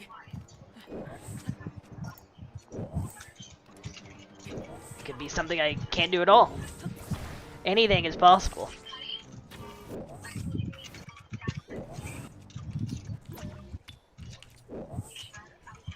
I think we want to go try to grab that. No.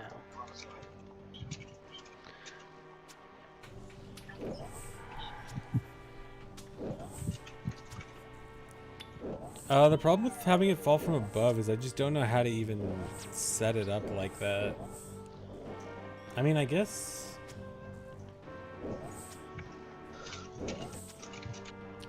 ultra hand it from above and just like hold it. Maybe I can just try that. Ultra hand it from above, and as soon as it starts falling, recall.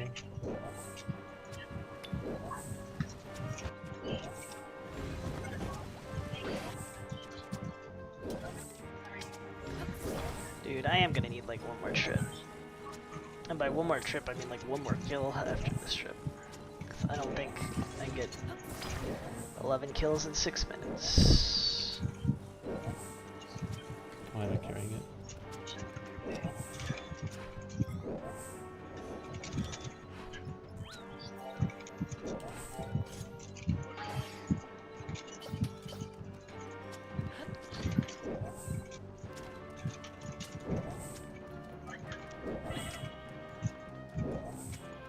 Yeah, it's broken. Or not, I shot it, yes.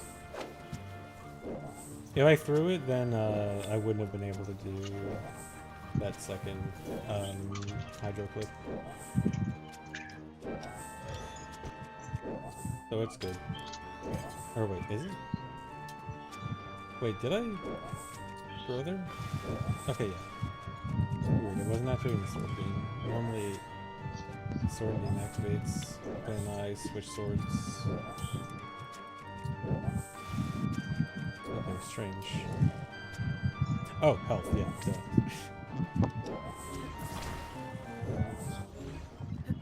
For some reason, I forget that sword beam requires max health. Okay, this is the front. Okay, so I guess test just dropping it like this. Okay, if this works, I'm gonna be mad because this is dumb.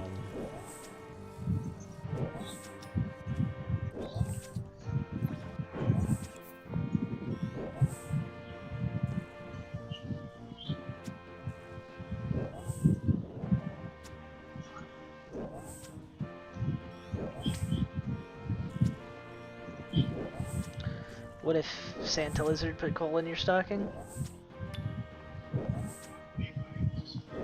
That's about right. Guess even more cruelly, he's not putting coal in your stocking. He's putting a note that you can exchange for coal somewhere else. I'm not even gonna give you the coal. You gotta go get it yourself. Got like halfway down.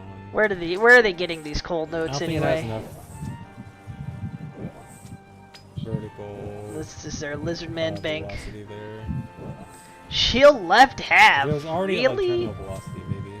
That's a rare drop table drop. I don't suppose there's a ceiling up there. Well, I guess. My inventory's full. I gotta fix this.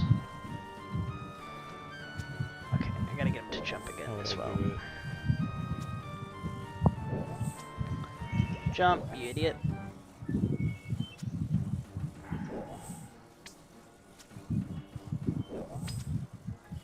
Alright, there we go.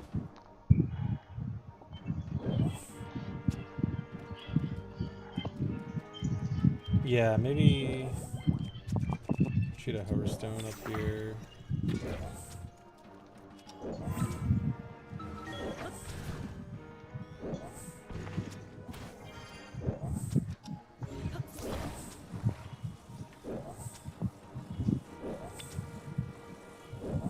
But this is, yeah, this is the max height, this is the ceiling. Ideally, I want it to be falling faster already. Maybe. Well, I could maybe at least have it falling even for like half a second. Might be good enough.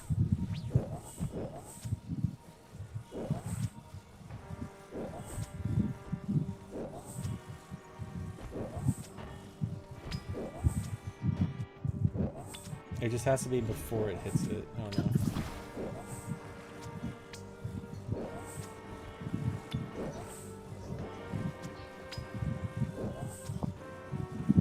Am I on the right side? Is this... Hold on. I am now not sure if I'm even doing this right. Yeah, this is backwards. Okay.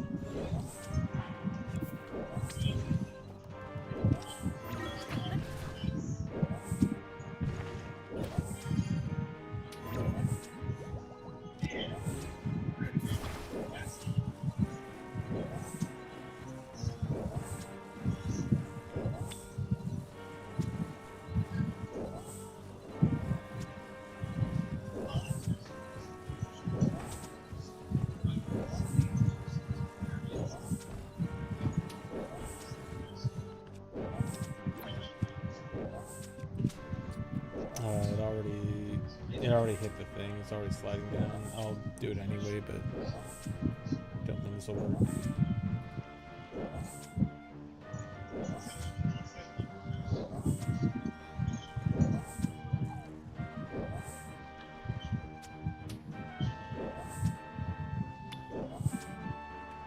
Wait, does a rocket break connection to a stake? Then maybe. I thought that wouldn't work.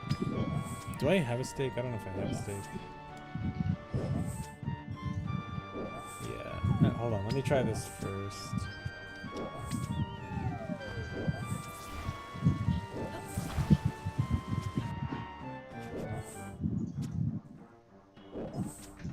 I don't have a stake, I have to go get one.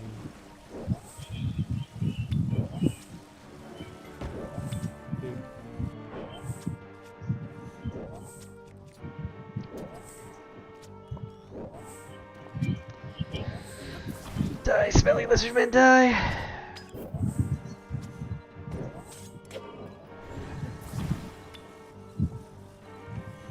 Thank you for dying.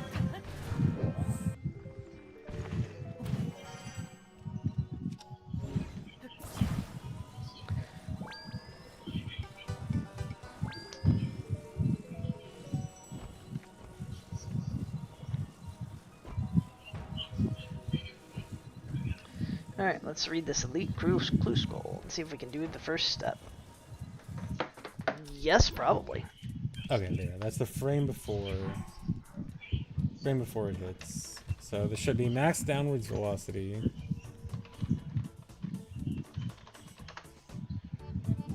That I can get from this height at least.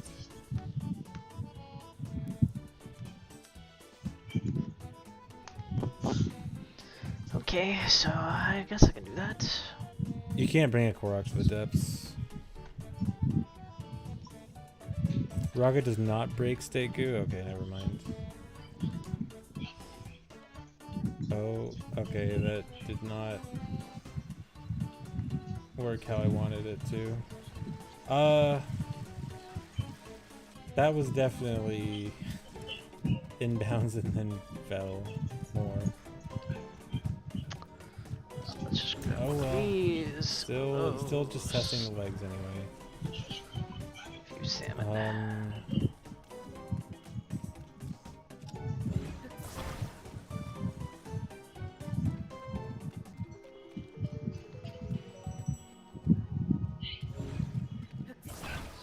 Okay, I was doing a hoverstone strat a while ago.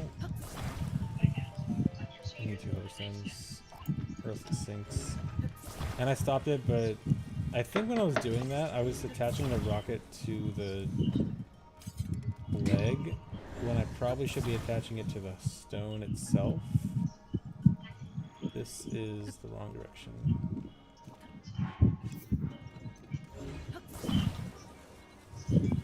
I don't think the legs are programmed differently. It's possible. I can't rule out the possibility of it, but I really don't think that's the case.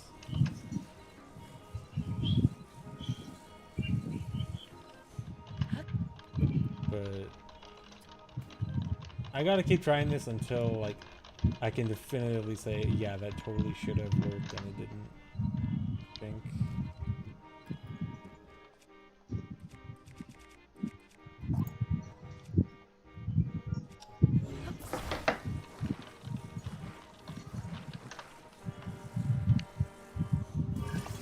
No. Whatever. It only just started moving, so it might work. I always forget the rocket activates immediately. No, you can't put it partially through the ground. If you have it, if it's like half out of bounds, half inbounds, it's basically stationary and you can't move it at all.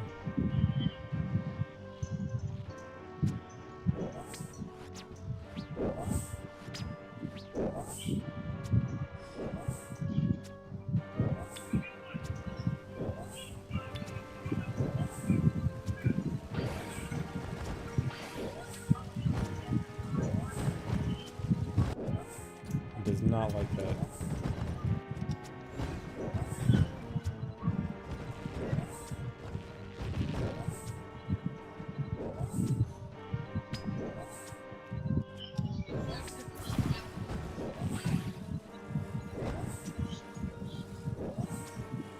Okay, that looked kind of promising. I like, you know what, let me, I hope that wasn't too late to grab a video of that.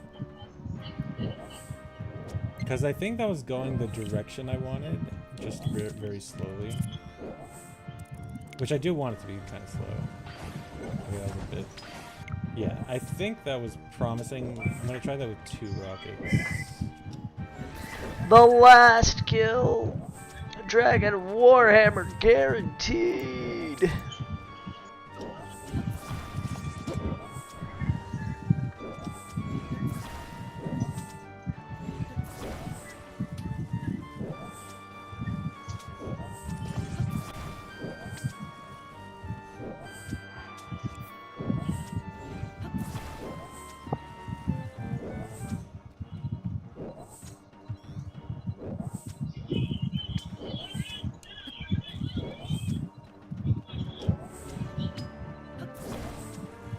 The problem with 1 hoverstone is it sinks. So it'd have to be on the ground if I use 1 hoverstone. Because 1 isn't enough to support the weight.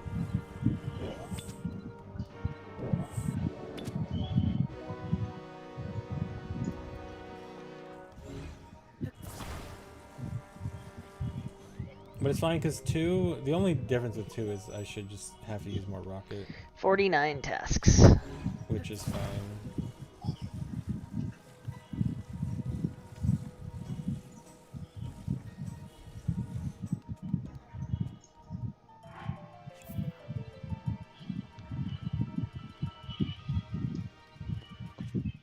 Alright, let's get a bunch more points. Mount Quidamortem. Or no, mount, other mount.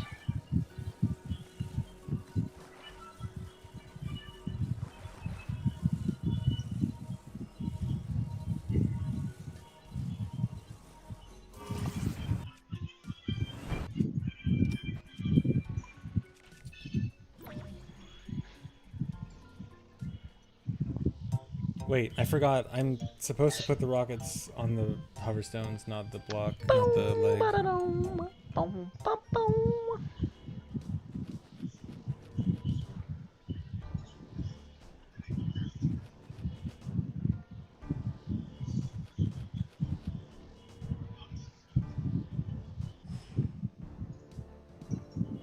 Wait. Okay, great. Be back. I brought back the the hoverstones from before.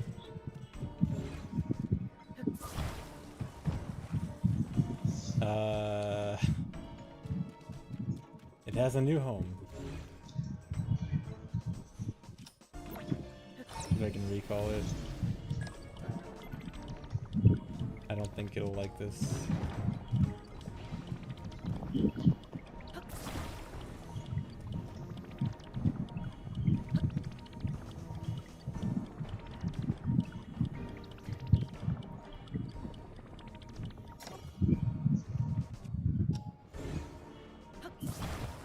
Oh, I got it out.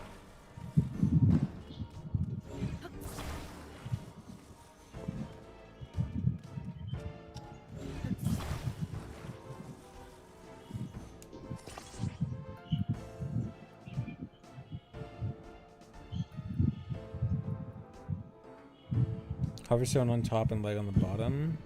That's a good idea. I should do that. Alright, who's ready for Elite Clue Scroll time? Yeah, that way the ground can't. See if we get interrupt it. walled. What's good from Elite Clue Scrolls, I wonder? By Thunder.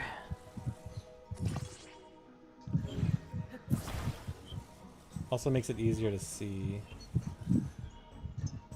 Easier to line up.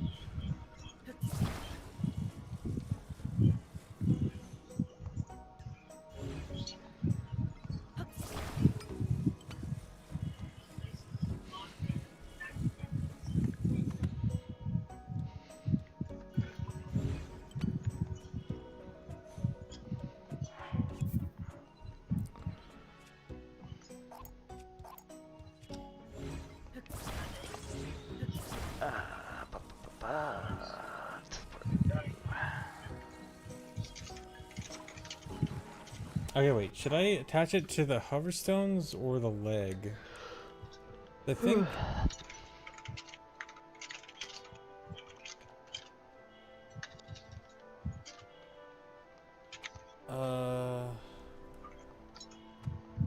I think the hoverstones. So maybe the leg. I think I want to do it for the hoverstones.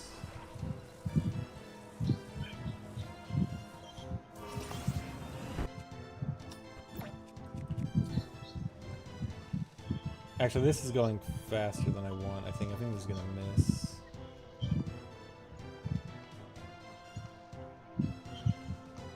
Torch, thanks for the hundo.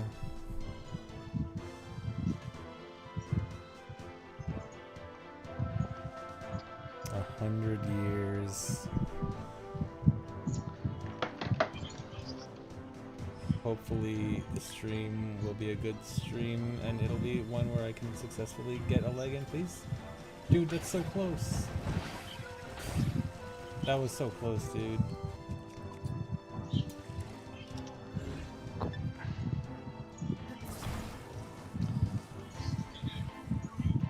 Oh, you haven't beat this game? Okay. Yeah, this is definitely spoilers then. Well, I'm trying to skip spoilers, I guess. But thanks for the good luck, George.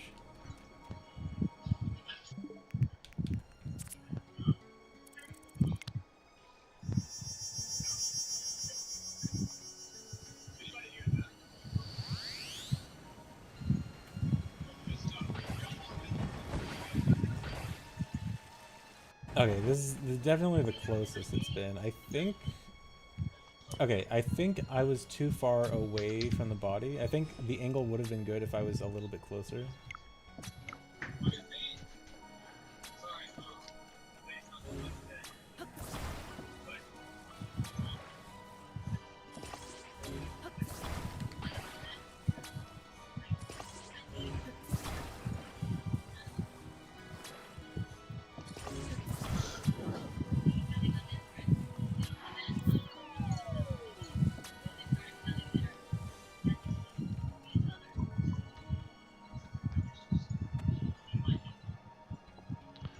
Alright, what's the next clue?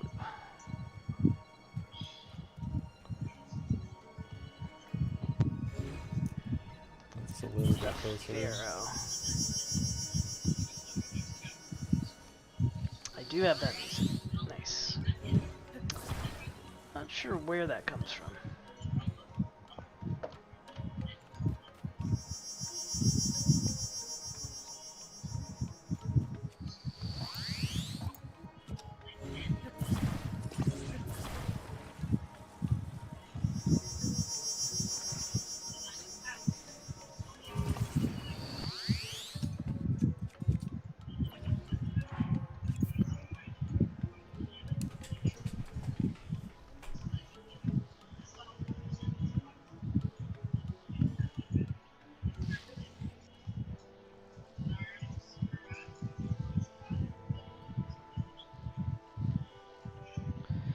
Get my rune pouch. Just teleport on over there. Come on. Wonder how I got the song of Dude, the it's right there. Pharaoh. It's right there. It's right there. Wait, is it in? It might be in. No, it's not in. Beneath Cursed Sands. Oh, that's a pretty... Yeah, that makes sense to be on Elite Clue School. Okay, that is the closest thing to convincing me that the legs are different and the legs can't actually go in. Alright, gonna Nate rewatch is that. not. But, that looked like it should have been in. Well, I don't know. It's hard to see from this angle.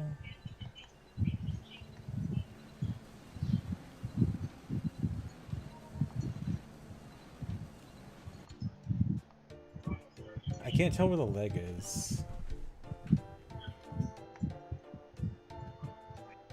Like, it looks pretty on center, but I'm just not sure exactly where the leg is there. Exact same mother, but camera in front. Yeah, I'll try that.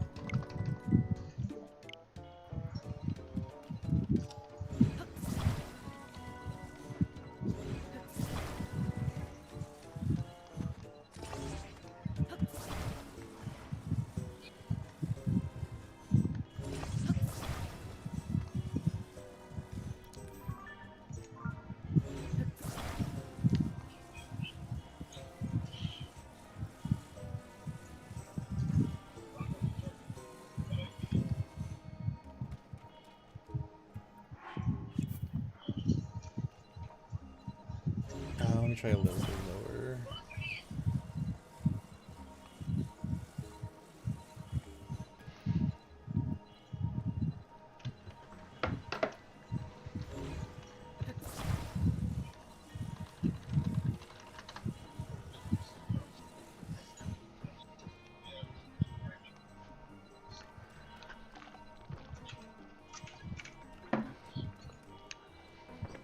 Yeah, I have double and triple confirmed that that I'm using the right legs.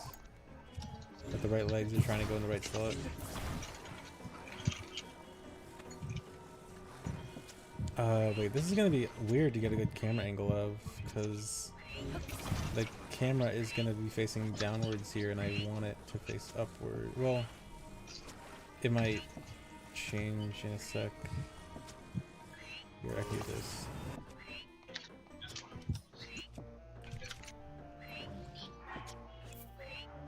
Okay, hopefully this is good enough. If you were a bird.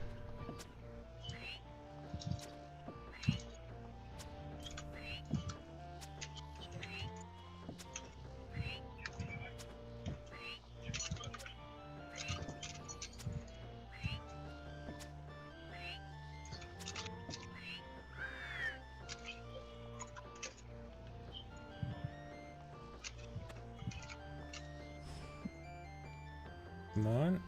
The Isle of Souls.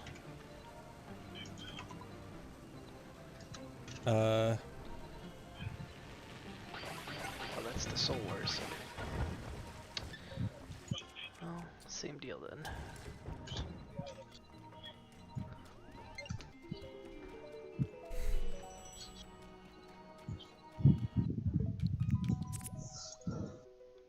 too high? I don't know, that looked pretty good.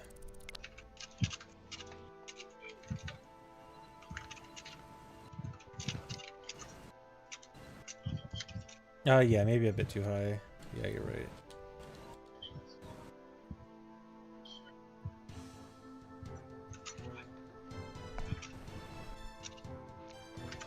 Okay, yeah. Yeah, I can see. There's a pretty significant gap between the bottom of the feet and the bottom of the hole. Okay.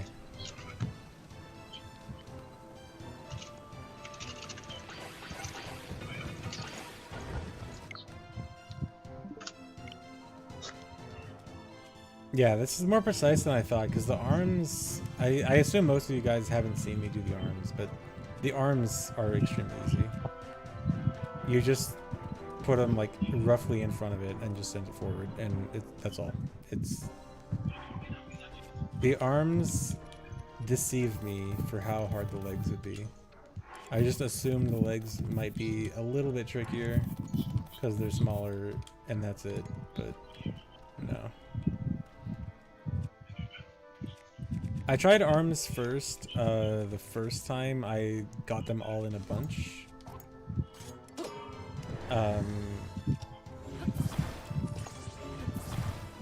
But it seemed harder that way. In fact, I was actually thinking legs first might be easier.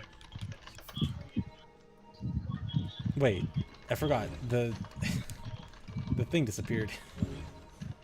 It like got stuck in he got stuck in this, and then I guess it must have fell out of bounds.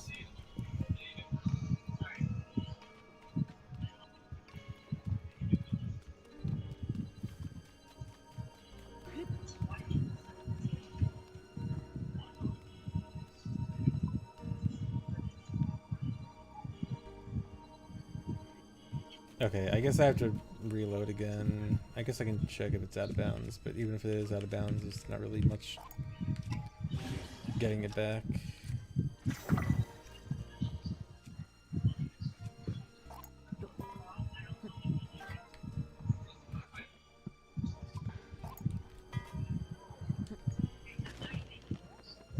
Oh, I see the bright bloom.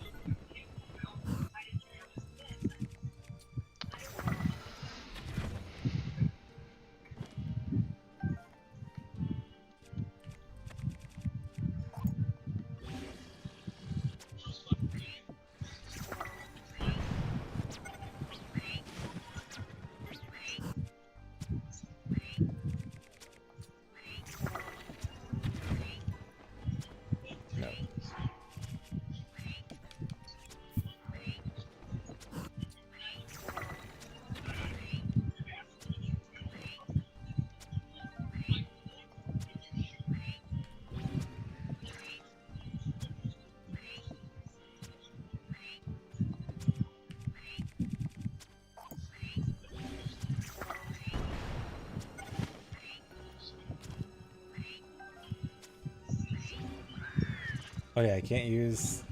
So for some reason, here out of bounds, I can't use.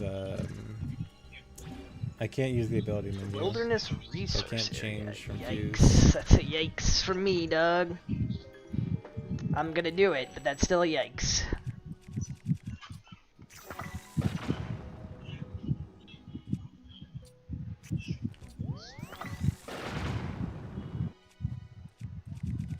Do I have to go in the wilderness resource area? Do I have to pay money? Oh, okay, it's at the entrance.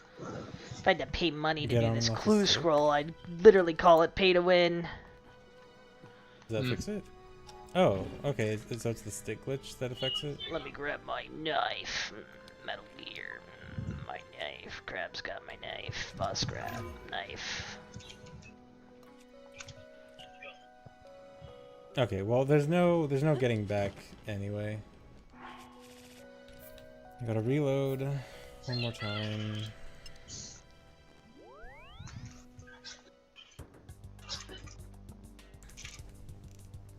Try inserting the legs from below, but that means I'd have to go from out of bounds, and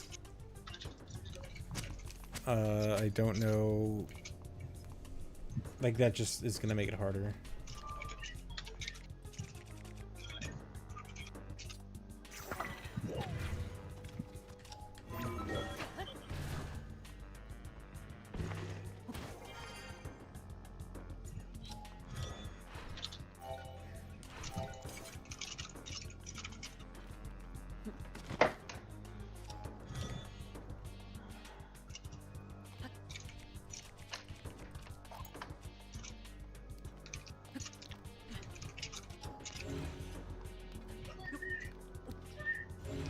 Dig between the 3 gold ores in the wilderness resource area. Well, hang on, I gotta grab some money.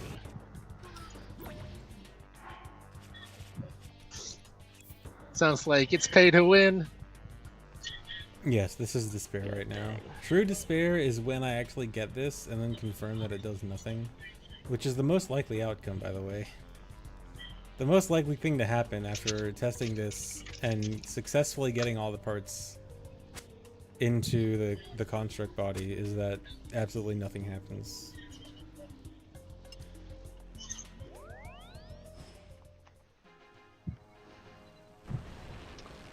Let's grab Got some stuck. potions. No, it didn't.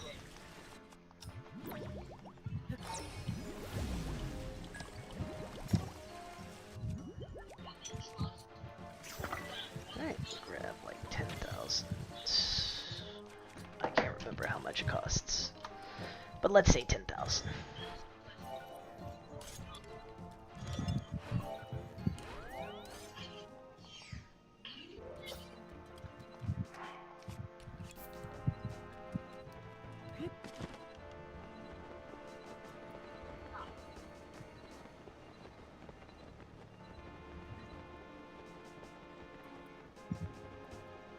Unique dialogue message that no one's ever seen before. That would be great. If there's some Easter egg for saying why do I not have a head?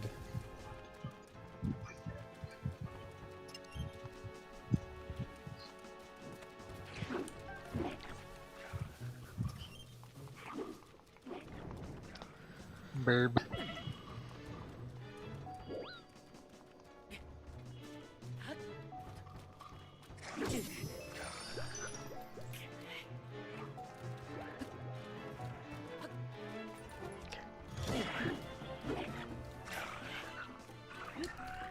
No, I haven't gotten the leg in yet.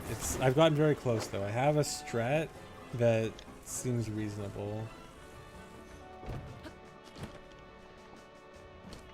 Which is better than before, where I was just testing things and I was just trying things and hoping that something would work. But I now have something that is promising. Wow, that is pathetic.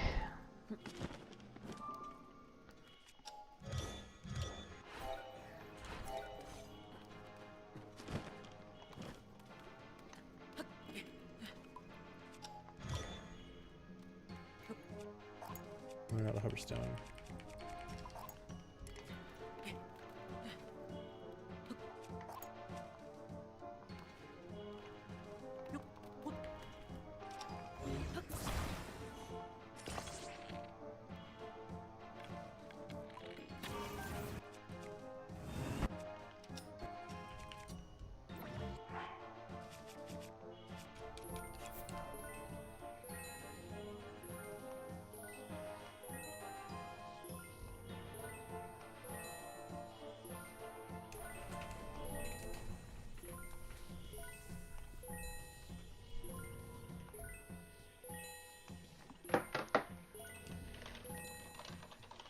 It does go in the slot without the trigger. I've already gotten the arms in the slots. So it's definitely possible. Unless for some reason the legs are different. Which is technically not impossible, but unlikely.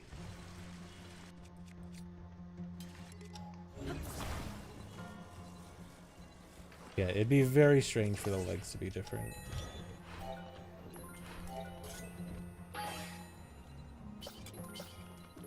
Seems much more likely that they're just harder.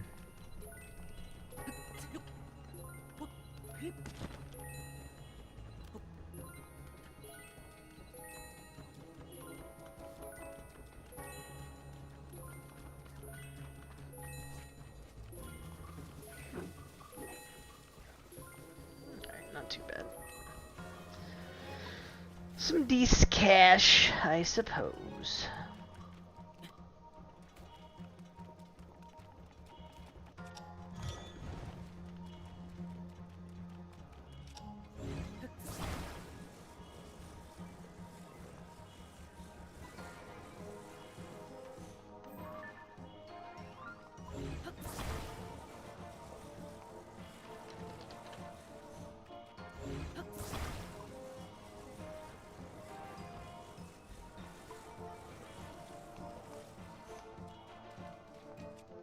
Okay, so let's try this again. So 2 hover stones.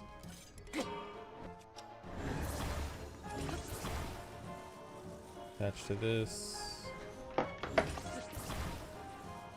So the problem before was it was too high. So this looks like a better height. This is fairly low, decently close. Actually, that might be too high still.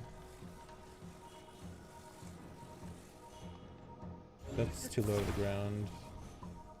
It needs to be a certain distance off the ground so it's actually hovering. This is too far to the side.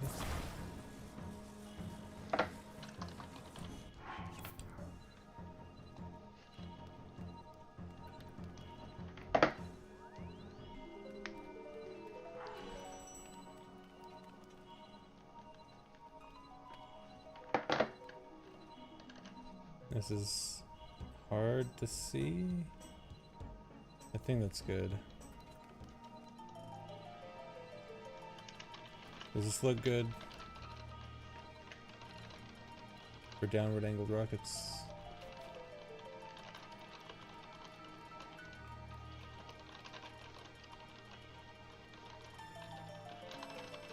It might be too low. It might be too low, but I think, here, let me move it a little bit closer. That should offset how low it is.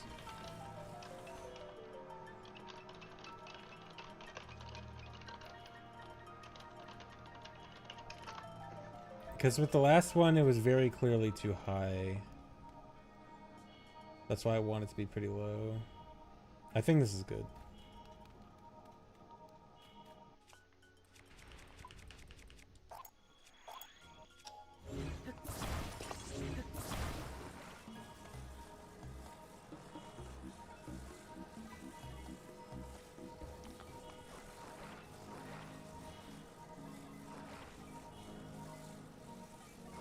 How do I angle this the way I want it this way? No, dude.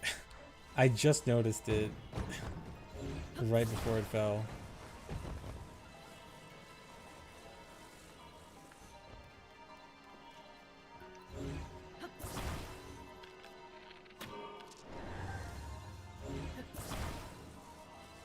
Now I gotta set it up again.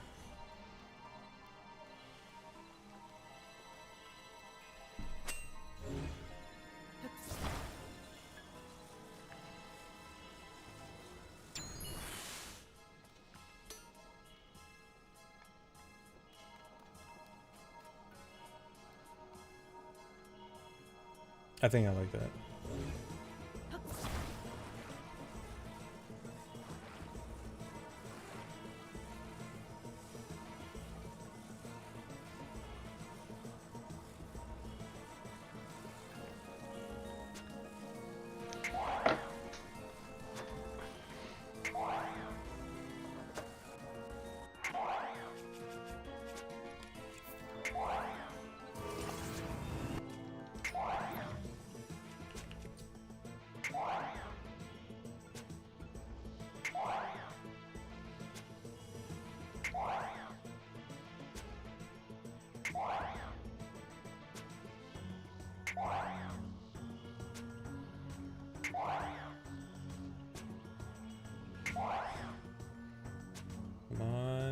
too low.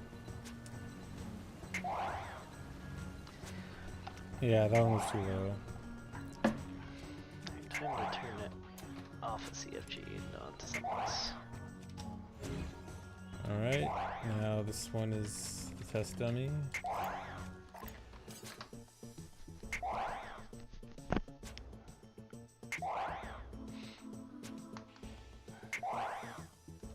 My gentle and of course very modern apes, I'm coming to you on a non-scheduled day because something very funny has happened. It seems my Jeffrey Tompkins takedown has caused quite a stir in the young earth creationist community and has caused Rob Carter, a young earth creationist geneticist who works with Jeffrey Tompkins quite frequently, to create a response video against me, the evil and vile Gutsick Gibbon.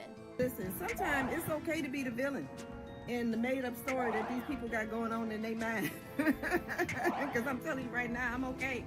I'm okay that in your story, I'm the villain. Because you the clown in mine. A whole clown. Uh-oh, this is a mean Gutsick Gibbon video. Yes. When I create debunking videos, either of a response to me or content in general, like an ideology or concept in young earth creationism or some other kind of pseudoscience, I tend to have two modes. The first mode is science-based, right? We go through the concepts in gratuitous detail, and we take them down piece by piece, and there are like a couple of jokes sprinkled in. And then the other mode is mostly joke-based. Joke videos are reserved for truly egregious content that lacks substantial points or ideas, or that has generally unprofessional behavior. Can you guess what mode we're going to be in today? For those of you out of the know, a couple of weeks ago, a couple of months ago now, I made a video that investigated the claims of a one Jeffrey Tompkins, a young earth creationist geneticist who focuses on plants, yeah, Rob Carter, this is important, who has been claiming from 2011 to present that the human and chimpanzee genomic similarity is actually much lower than the nefarious secular scientists would have you believe. He's put forward a lot of different numbers, a lot of different estimates. All of them are wrong for various reasons based in his methodology and his high school arithmetic skills. You can see my video that went into overly gratuitous detail as to why Jeffrey Tompkins' methods don't work. Doesn't matter which methods we're using, they're all wrong for different reasons, like I said. But to sum it up, from 2011 to 2015, his methods, as copied and pasted from his own published work, will not yield a 100% similarity of a chunk of human reference genome to itself. Like, the issues with those early methods are greater than just using an ungapped parameter.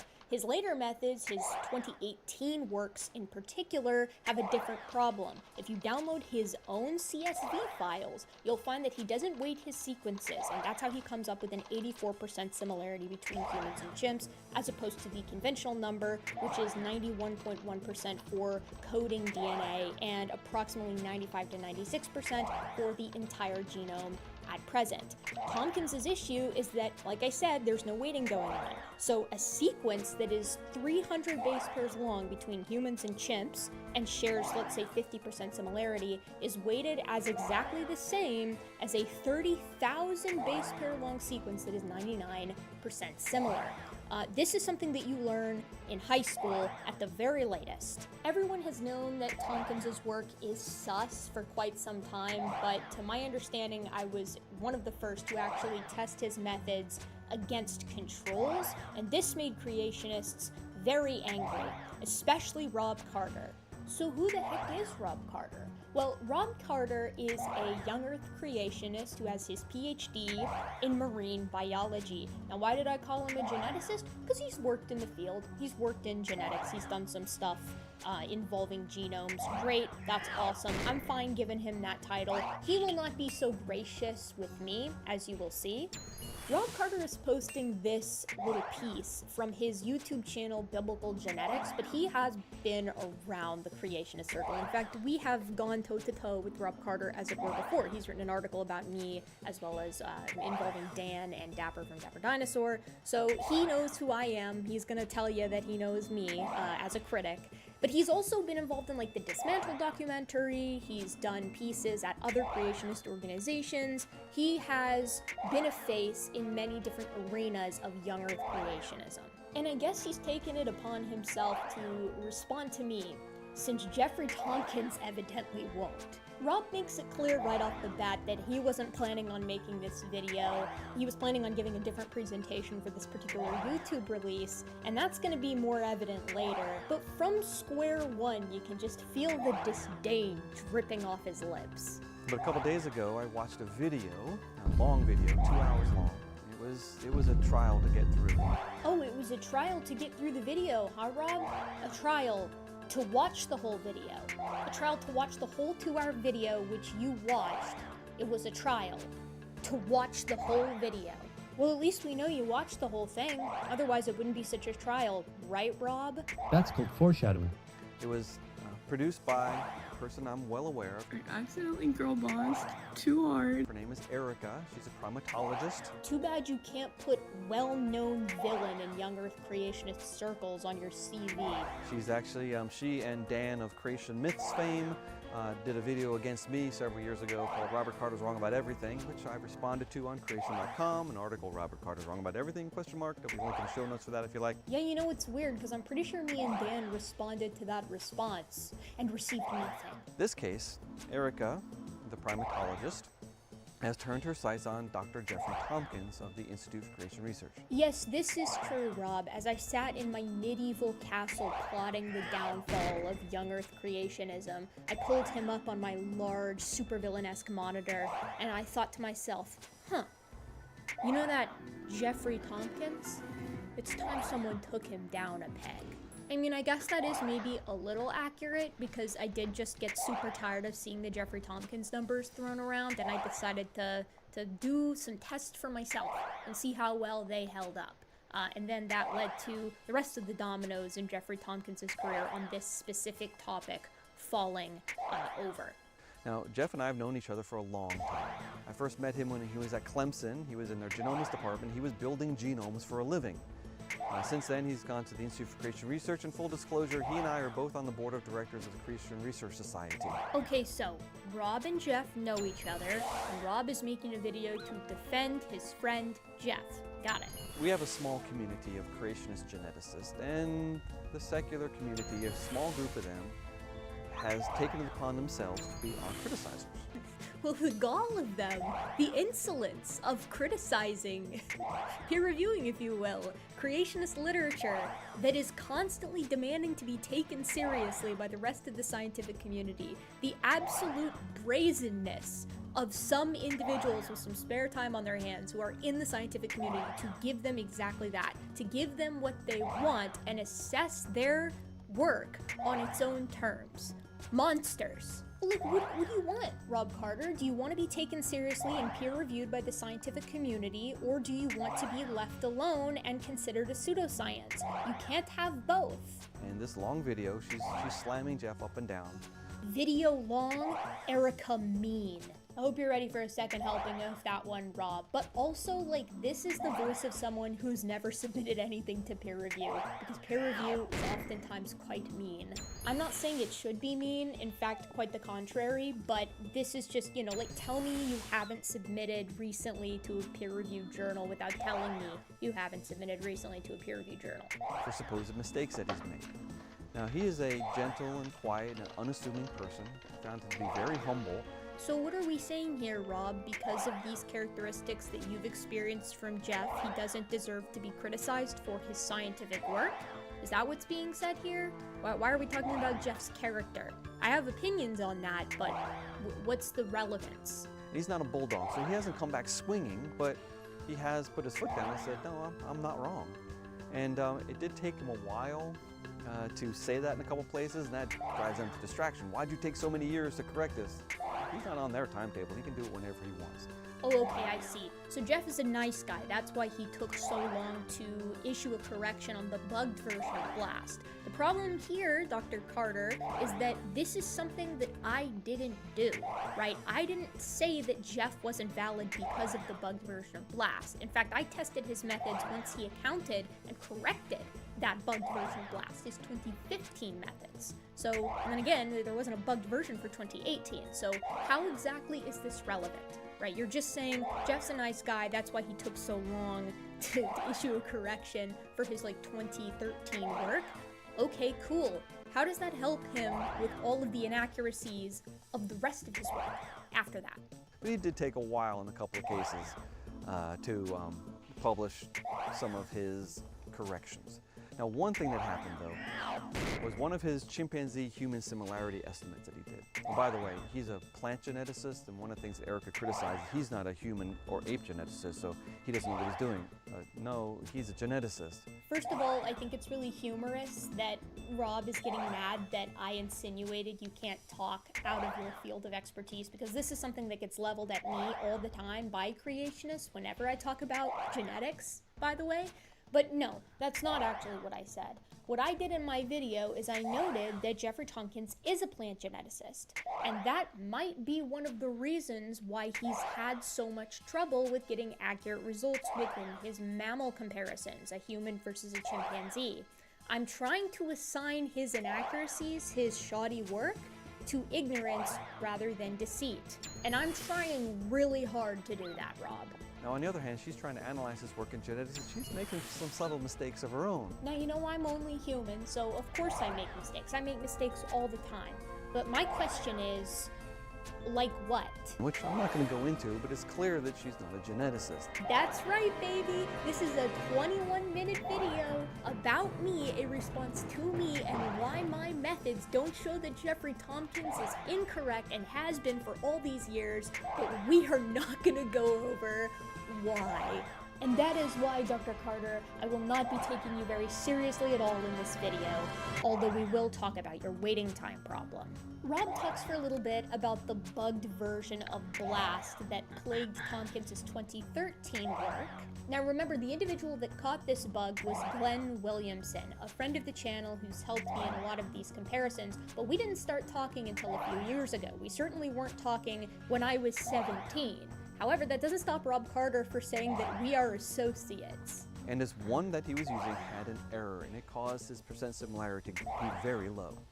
And they pointed it out. In fact, one skeptic associated with Erica, a computer programmer, he wrote the Answers Research Journal asking that his paper be published. So all these years ago, Glenn found out that there was an error in Tompkins' version of BLAST, and that's why the percent similarity was showing up to be 70% between humans and chimps. You'll notice that Tompkins does not propose 70% anymore, and shortly after that, he revised it to about 80% once he was using the non-bugged version of BLAST. But when Glenn brought it to everyone's attention that there was a bug, the resounding response from most creationists was, if there truly is a problem, then submit it to the Answers Research Journal, Glenn, or are you scared of creationist peer review?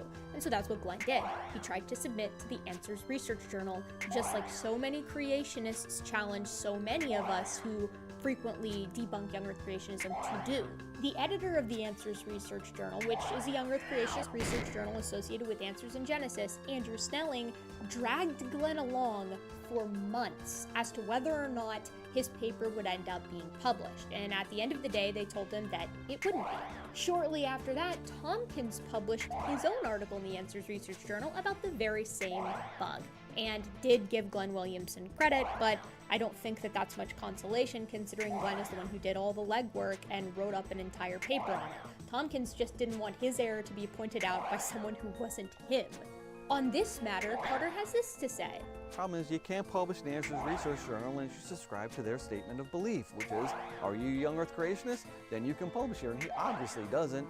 And there's all these emails back and forth of pairing, and it's just very awkward and very long and very sorted, but sorry, you just couldn't publish that. So there you have it, folks. The Answers Research Journal is only for young Earth creationists. You cannot publish there if you aren't a young Earth creationist. So now you have your canned response to every time a young Earth creationist suggests that you take your issues with one of their workers or writers or scientists up with the ARJ. You can just tell them, sorry, I'm not a young Earth creationist. They literally will not let me publish there. Now, remember, there is not a single other scientific journal that I know of, or I guess I should just say, there's no science journal that I know of, since the ARJ is not a science journal, that requires you to sign a statement of faith before you publish there. Your work is assessed on the basis of how robust it is, not what you personally believe. So, you know, thank you, Rob, for being the only creationist I know of to actually admit this, that you aren't allowed to submit to the ARJ unless you subscribe to Young Earth creationism. The question then is, why was Glenn Williamson dragged along by Andrew Snelling in those sordid, awkward email exchanges for so many months if Snelling knew from the get-go that Glenn wasn't going to be allowed to publish there? Isn't that kind of weird, Rob? And probably your paper didn't meet the requirements. 270 more points. I'm a slayer. God. Time for a new task. Time for another message.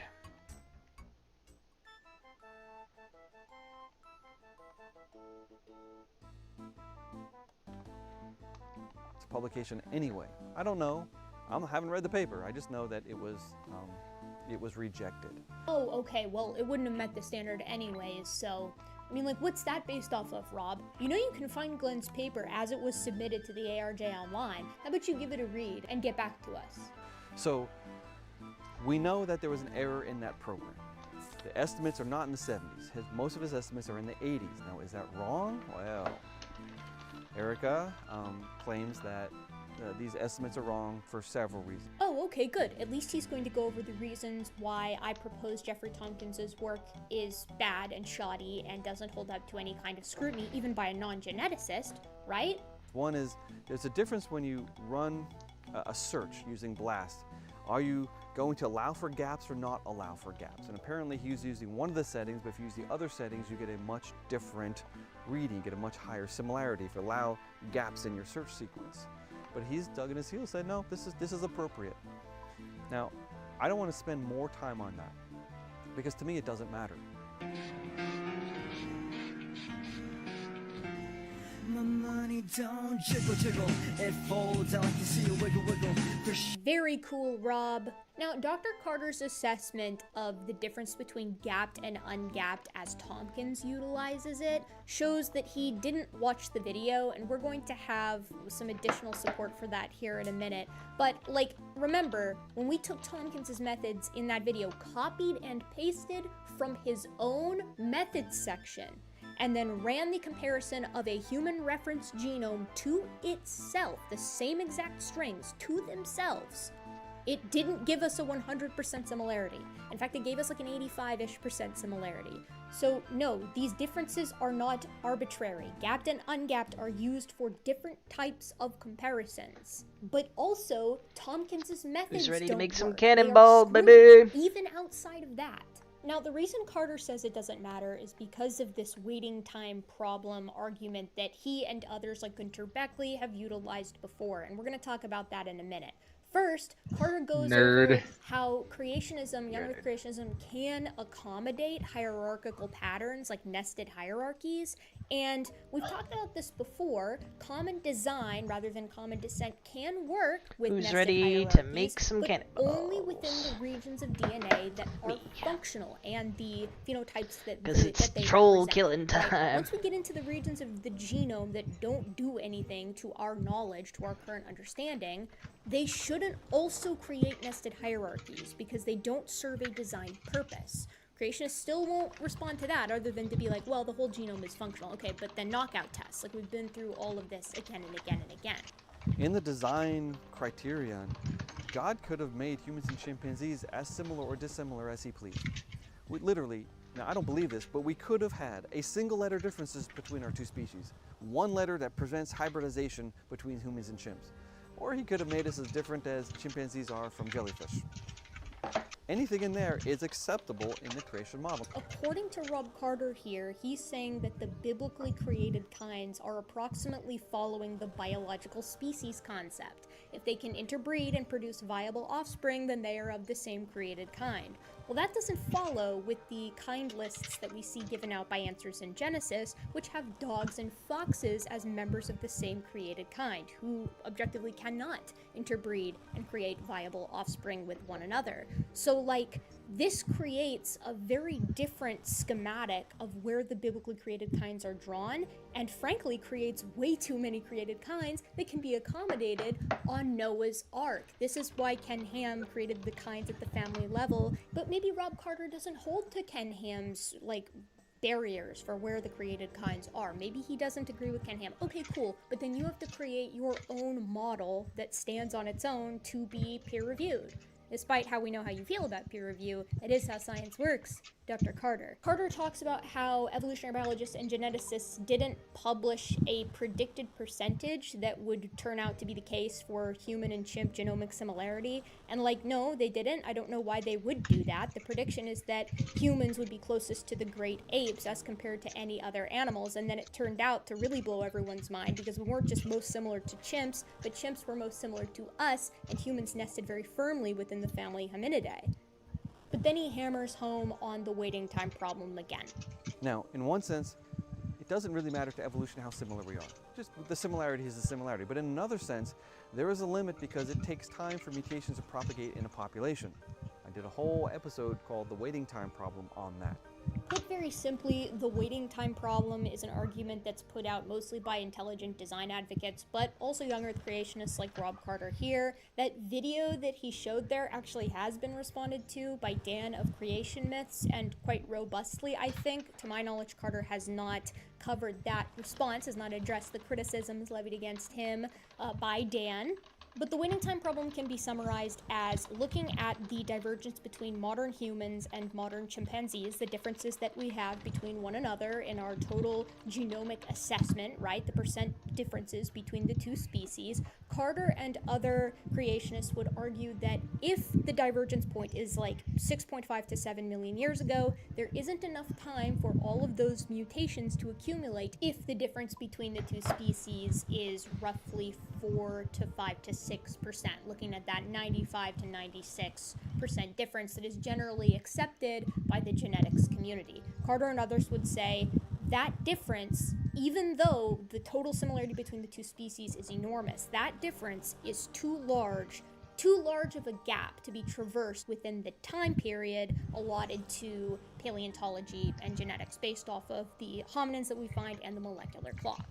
And if we're less than 99% similar, they might not have enough time, even over millions of years, to drive the differences between humans and chimpanzees. In fact, I don't think they can do it at all, but using a lot of evolutionary assumptions, they might be able to get to 99%, maybe 98%, but almost certainly nothing less than that. So, like I said, Dan of Creation Myths already did a pretty big deep dive into the waiting time problem, and I'll put a link to his channel and his video in the description because you should check it out. But he summarizes 3 major conceptual problems that the waiting time problem just absolutely bungles. The first is that it assumes that mutations, the differences between humans and chimps, have to happen like one at a time, serially, rather than in parallel. We know from experimental work that this is simply not how evolution works, not by a long shot. The waiting time problem also doesn't take into account recombination, which is a huge no-no when you're trying to tally up how long it's going to take something to evolve, theoretically, if you were moving backwards into time. And finally, Dan notes that the waiting time problem assumes that there is some kind of goal or target to evolution, and that there is only one conceivable path to get there, which we know, again, experimentally, is false. Dan also notes in his video that creationists like Carter, who are proposing the waiting time problem, will often throw out numbers like 30 million differences. This is how many beneficial mutations that humans have to explain the differences between us and chimpanzees. And one thing that Dan noted right off the bat, which I've not seen Carter really address, is humans don't need 30 million mutations. We need 15, because humans are evolving from the last common ancestor, and so are chimpanzees. So each lineage is evolving 15 million beneficial mutations. If we're taking Carter at his word there, which, as you'll find out, we shouldn't. You may have heard before that most mutations aren't positive or negative, they are neutral. This is, in fact, true, and we can detect positive selection in the genome. So, believe it or not, Like, scientists have already done this, specifically in relation to humans and chimpanzees. This was done all the way back in 2006, and wouldn't you know it, the number of positively selected alleles is not 30 million, it's not 15 million, it's around 1,000. Again, this matters because they are assuming for the waiting time problem in their calculations orders of magnitude greater than the actual experimental results for the differences between humans and chimps that need to undergo positive selection, as in have some kind of fitness benefit. If you go to Sanford's publication, which is the Young Earth Creationist, Beckley is an intelligent design advocate, so they're going to have slightly different perspectives. They're using 150 million differences, right? And they're, again, expecting it along one lineage. So there are oodles and oodles of problems with the waiting time problem, issues I've not seen Carter address, but hopefully he'll watch this and he will then go forth and address them. Do it, Carter. Prove me wrong. Well, not me specifically because I'm not a geneticist, but you know, the community of geneticists and Dan. Next, Carter talks about how Tompkins was right to be suspicious of the human and chimp genomic similarity because they used a human scaffold initially to assemble the human genome. And to that I say, well, that's kind of interesting because in my comparisons, I used Pantro 6 for the majority of the pairwise alignments. The only time I didn't was when I was comparing the bonobo genome to the chimpanzee genome, and since the bonobo genome has not been assembled without a scaffold, I wanted to make sure that I was being consistent so the creationists couldn't come at me on that. But other than that, we used Pantro 6 every single time.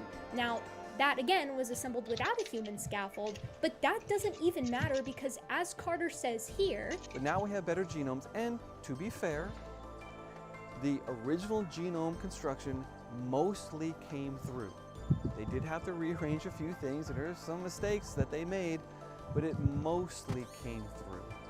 So it wasn't a good genome, but it wasn't as bad as it could have been. But they shouldn't have done it that way anyway because they actually didn't know. In fact, they got lucky.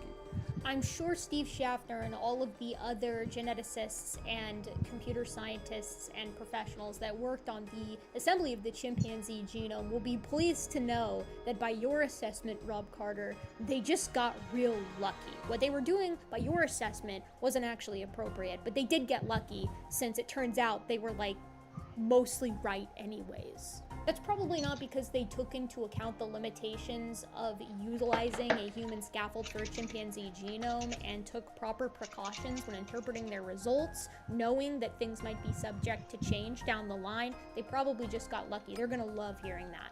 Then Carter talks a little bit about Tompkins' methodology for maybe like 15-20 seconds, talking about like why Tompkins did what he did, why he had a right to be suspicious, and then he says this. Around the same time, Richard Buggs, who I believe is an evolutionist, he's a scientist in England, he came out with a number also, I think it was 85.5%.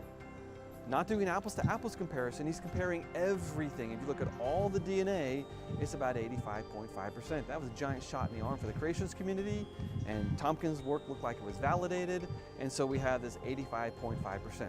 One thing I want to note here is that I hope you appreciate just how hesitant Rob Carter is in all of this to actually defend Jeff's numbers. You're going to see more of this a little later. There's a lot of Jeff feels that he's correct, or Jeff has dug in his heels, or as you see here, it seemed like Jeff's work was validated. Seemed.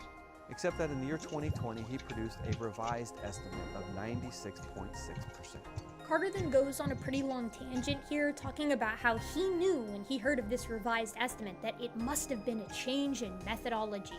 And like, yeah, that's what the title says. That's what the abstract says too. That's what I said in my video. Yes, Buggs and Siemens, who was his PhD student at the time, did a different type of analysis on the human and chimpanzee genomes, and they got a 96% similarity between the two of them. As soon as I heard that, I knew there must have been a change in the methodology, because the human and chimpanzee genomes didn't change that much. There must have been a change in the methodology. Then Carter says that he called Josiah Siemens, the first author on the paper, and had him walk him through what they did in the paper. As soon as he started talking, I knew exactly what had happened. They changed the methodology.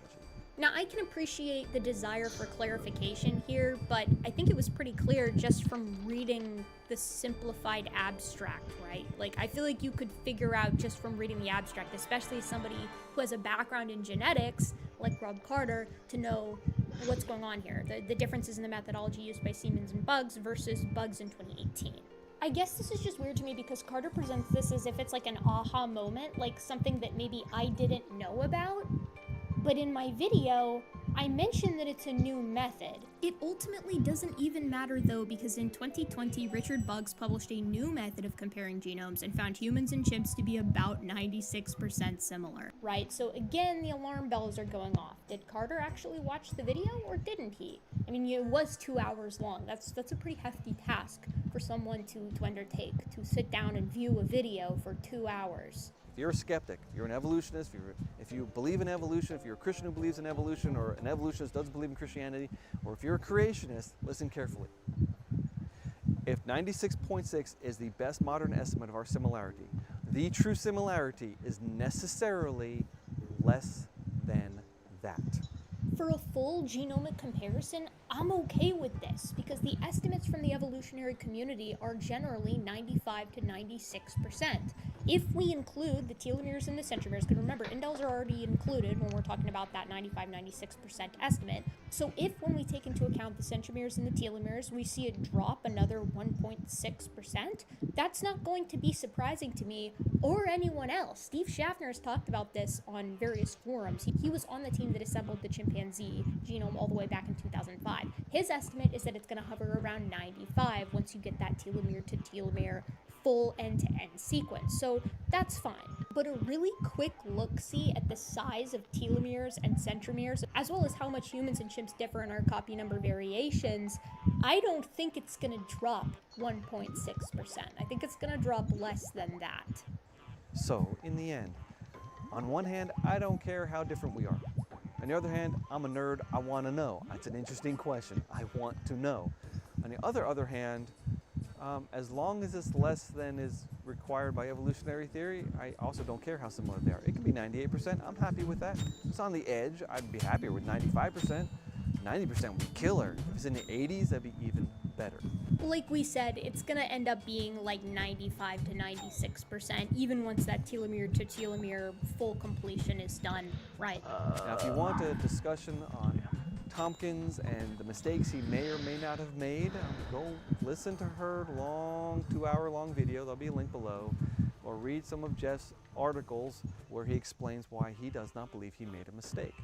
I'm just going to leave that hanging out there because, honestly, the answer doesn't matter. So remember, this was meant in part to be a response video to my video, and yet he's staying out of it. You guys are just gonna have to watch my long video and then read Jeff's articles, and you can make up your own mind. To me, though, this is incredibly telling. The fact that Robert Carter isn't coming out swinging in defense of Jeffrey Tompkins' methodology, like, why isn't he telling me what I did wrong in my assessment of Jeff's work, right? The fact that none of that is happening here is really solid validation, I feel, for my work in showing that Jeff's methods don't work and that humans and chimps are, in fact, about 95 to 96% similar to one another looking at the entire genome.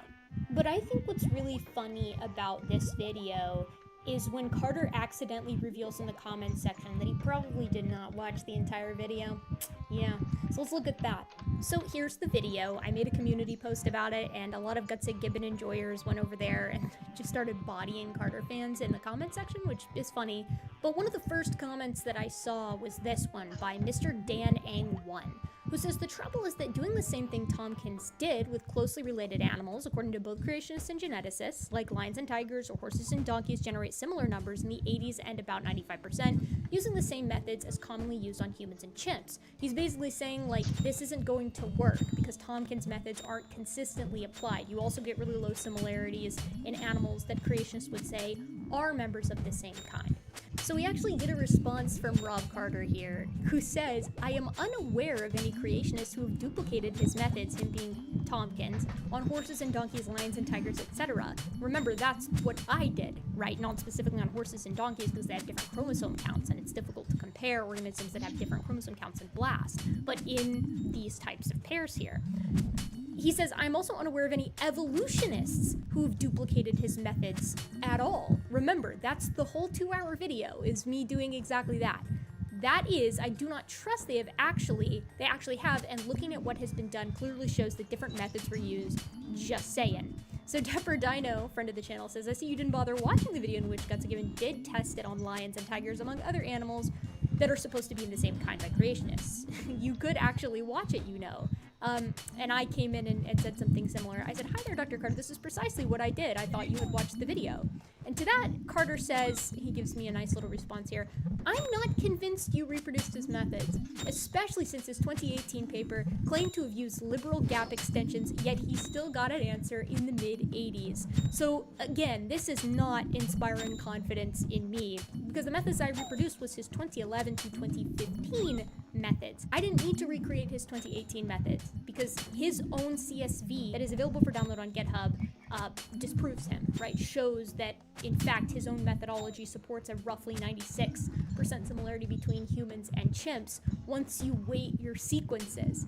He says, thus, I cannot see how it is valid to slam him for not allowing gaps in his papers. Yes, he did take a while to get around to it, but that was 5 years ago. So here we have two people claiming opposite things about the same software. My point was to stand above the fray and try to explain things to the common person. An apples-to-apples comparison indicates 96.6%, great, but the real difference must be less than that, the real difference. How much less I did not say because I have not attempted to reproduce his methods nor yours. My brother in Christ, my methods were his methods. That was the point.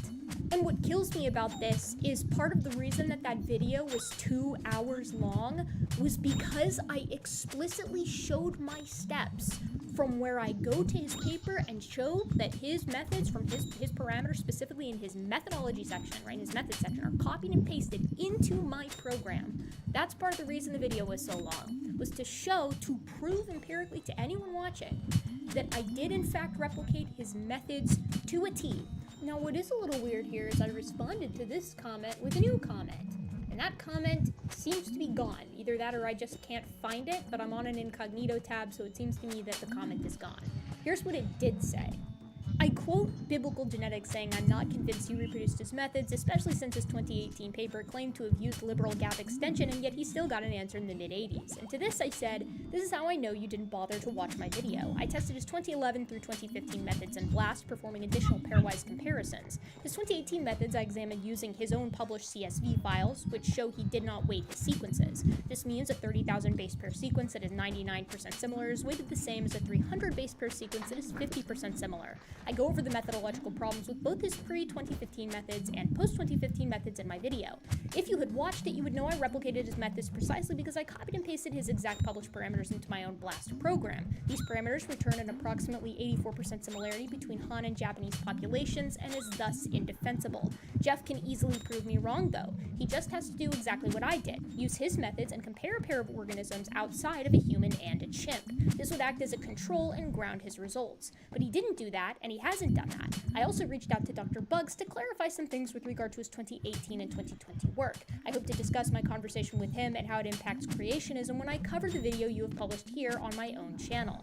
You also misrepresent me. I did not say Jeff was ill-equipped to run those comparisons because he is a plant geneticist. I am retroactively using his expertise in plant genetics to excuse him for all the mistakes he made in the human-chimp comparison. I am trying, against my better judgment, to assign his work to ignorance rather than deceit. However, none of the other geneticists who looked at my work, and his for that matter, felt my charity was warranted. I specifically took a screenshot of this comment because I was worried it would disappear, and well, here we are. There's one more thing I want to talk about that's going on in the comments here, and it has to do with Apologetics 101. Apologetics 101 is a newer apologetics YouTube channel, and the reason I know them is because they watched my Jeffrey Tompkins lambasting video, and then shortly after had an interview with Jeffrey Tompkins and attempted to suss out the reason why he could still excuse Jeffrey Tompkins' work in that video. It didn't go over very well. In fact, the question and answer section was, in my opinion, disastrous for Tompkins. But Apologetics 101 has decided to take personal issue with my busting of Jeffrey Tompkins and is putting together some kind of mega response video. We'll see if it's worth responding to when it comes out. Allegedly, we're getting a Tompkins interview in it, so I certainly hope that we get some answers to our questions on Tompkins' methods. But one thing in particular that Apologetics 101 has recently just been plastering over any comment section that will listen is that he has actually interviewed Richard Buggs, because if you'll recall, in my video, I talk about how Richard Buggs seemingly has changed his mind on the 84% that he sort of published and Tompkins used to pretend like there was an evolutionary biologist that corroborated him back in like the late 2010s. It was a whole thing. Here's a clip from the video that explains that. Buggs is a geneticist, and a conventional one by all accounts. He caused a bit of a stir in the 2010s in some circles because he actually felt that 84% similarity between humans and chimps was appropriate. He got this number by maximizing differences as well, counting each base difference as a difference in and of itself, and counting the unsequenced regions at the time in the dissimilar category. Of course, Buggs was okay with counting differences like this across the animal kingdom. All gaps would widen, and humans and chimps would still be one another's closest living relatives.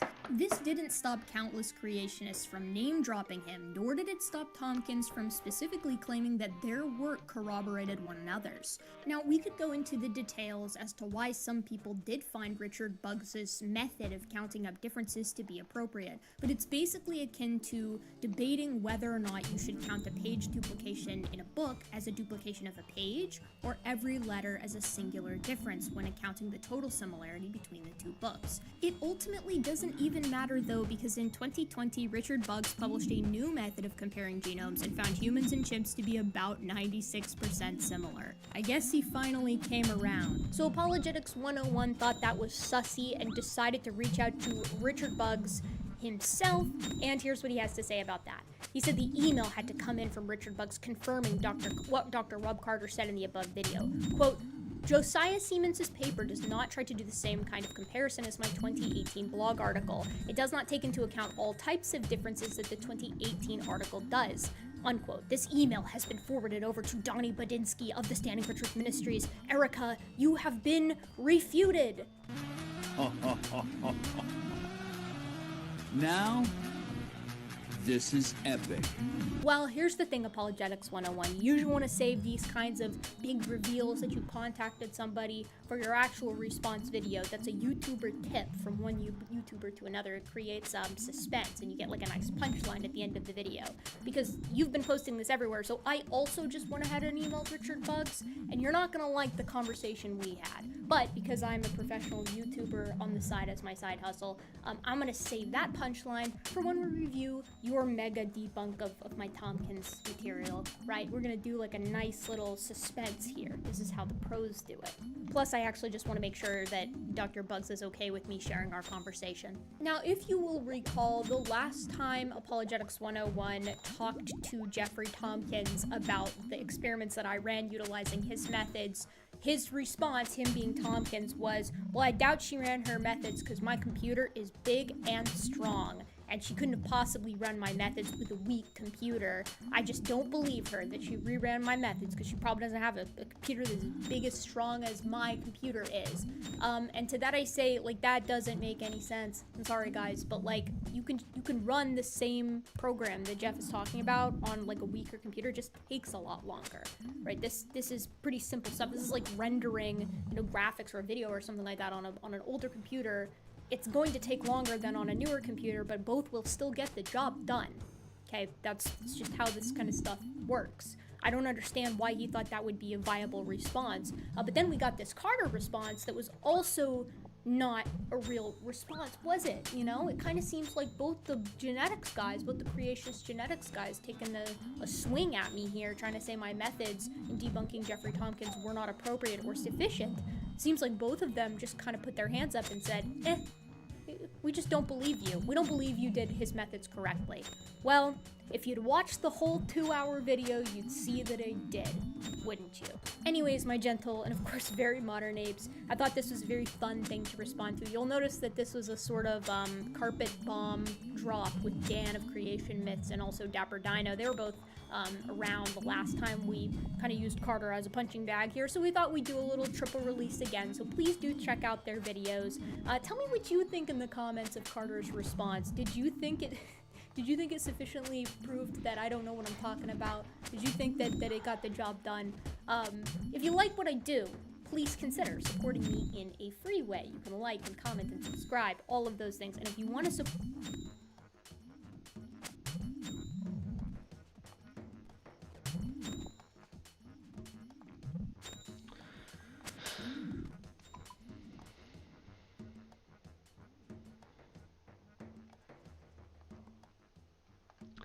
What if you slayed 1 billion trolls? What are the trolls drop that make the cannon so good? It's not that. Or is it, It just or makes is it it just fast. because so many of them? Just makes it fast. It's not about it being good or bad. It's about it being freaking not slow. He says, running out of ammunition. I didn't run out of ammunition. I went to go bank. Your thing stopped shooting though. Yes, that was the timing by which I wanted to go bank.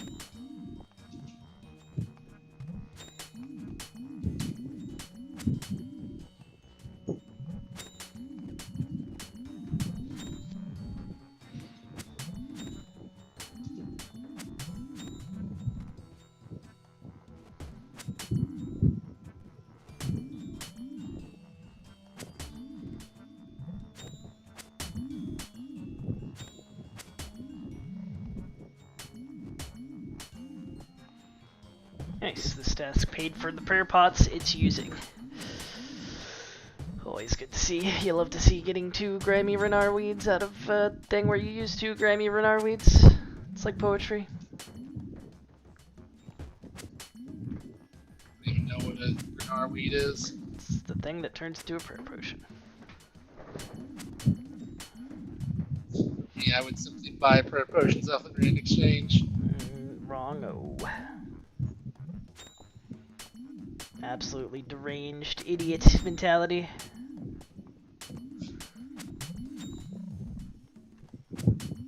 Sorry, I mean actually,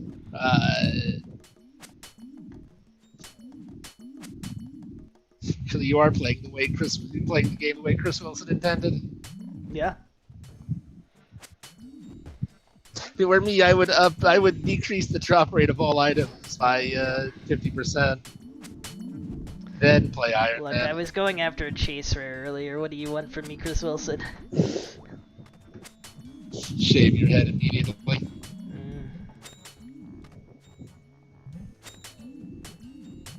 Become bald.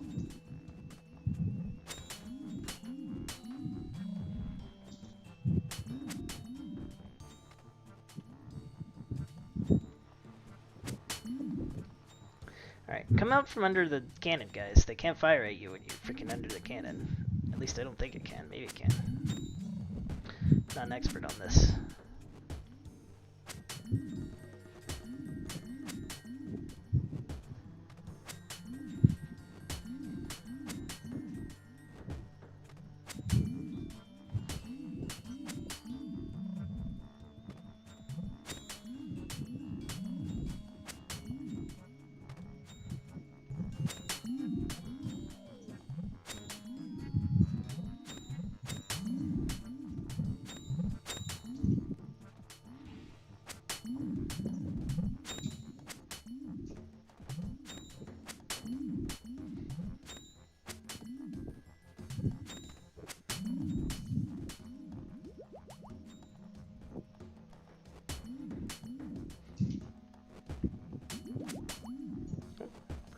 Cannon's out.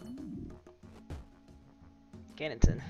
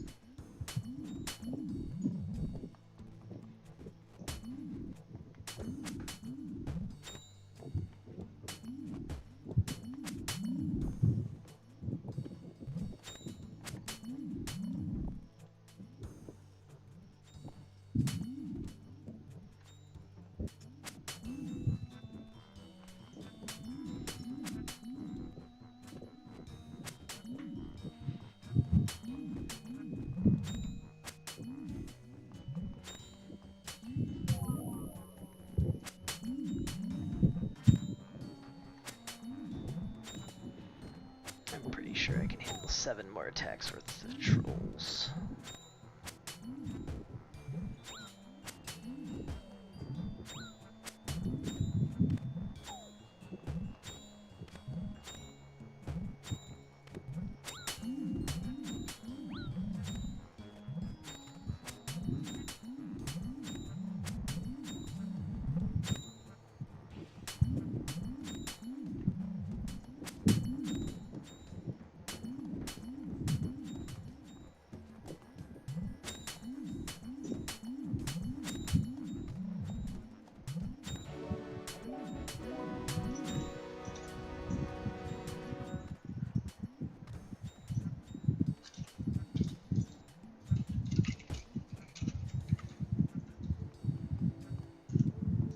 Should I finish off the last of these guys?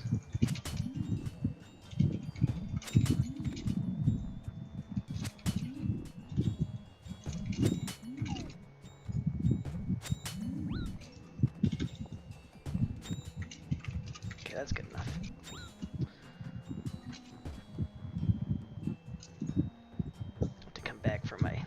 Neutral cannon.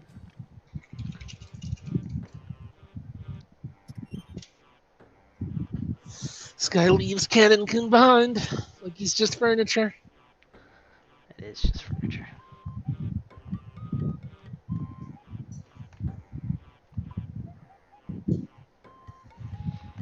What the heck?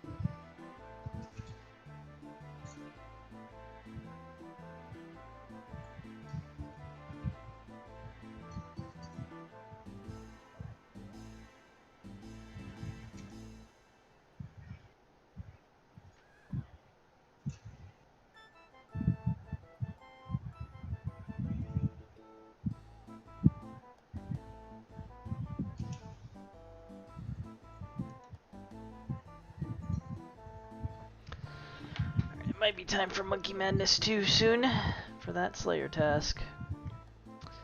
Demonic Gorilla. Now wants Is to something slay I could demonic use. gorillas. Yeah, I could do some slaying. Ideally, at least.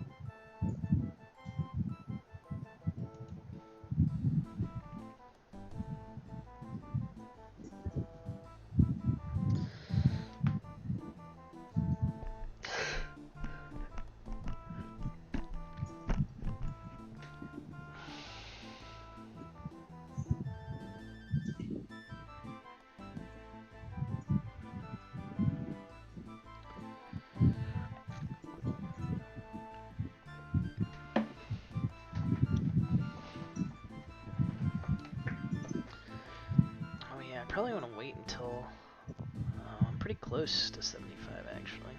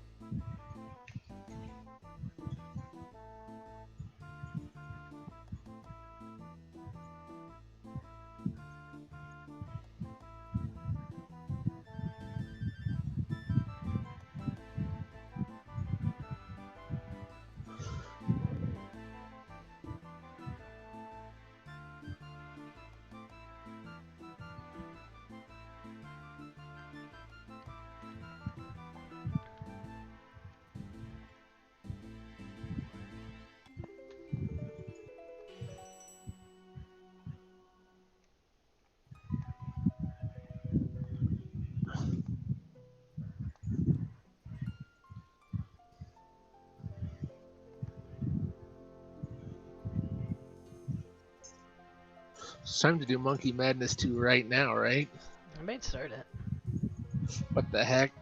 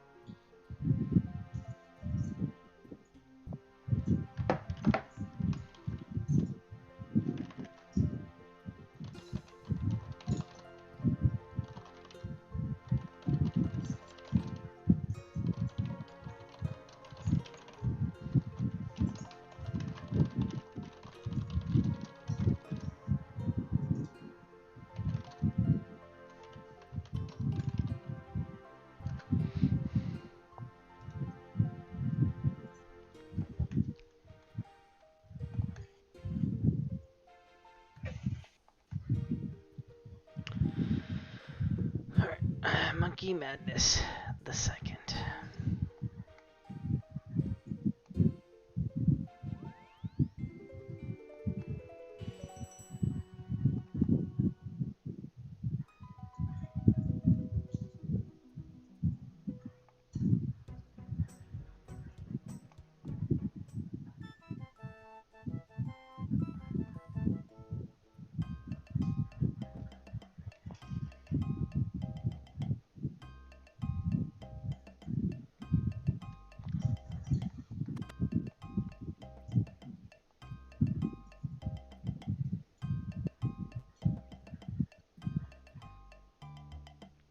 Wait, I don't meet all the requirements. This is not true. This is simply not true. Now I have to open the Gnome Stronghold balloon route. Let's see. Well, time to go do that. I have to commit nomicide.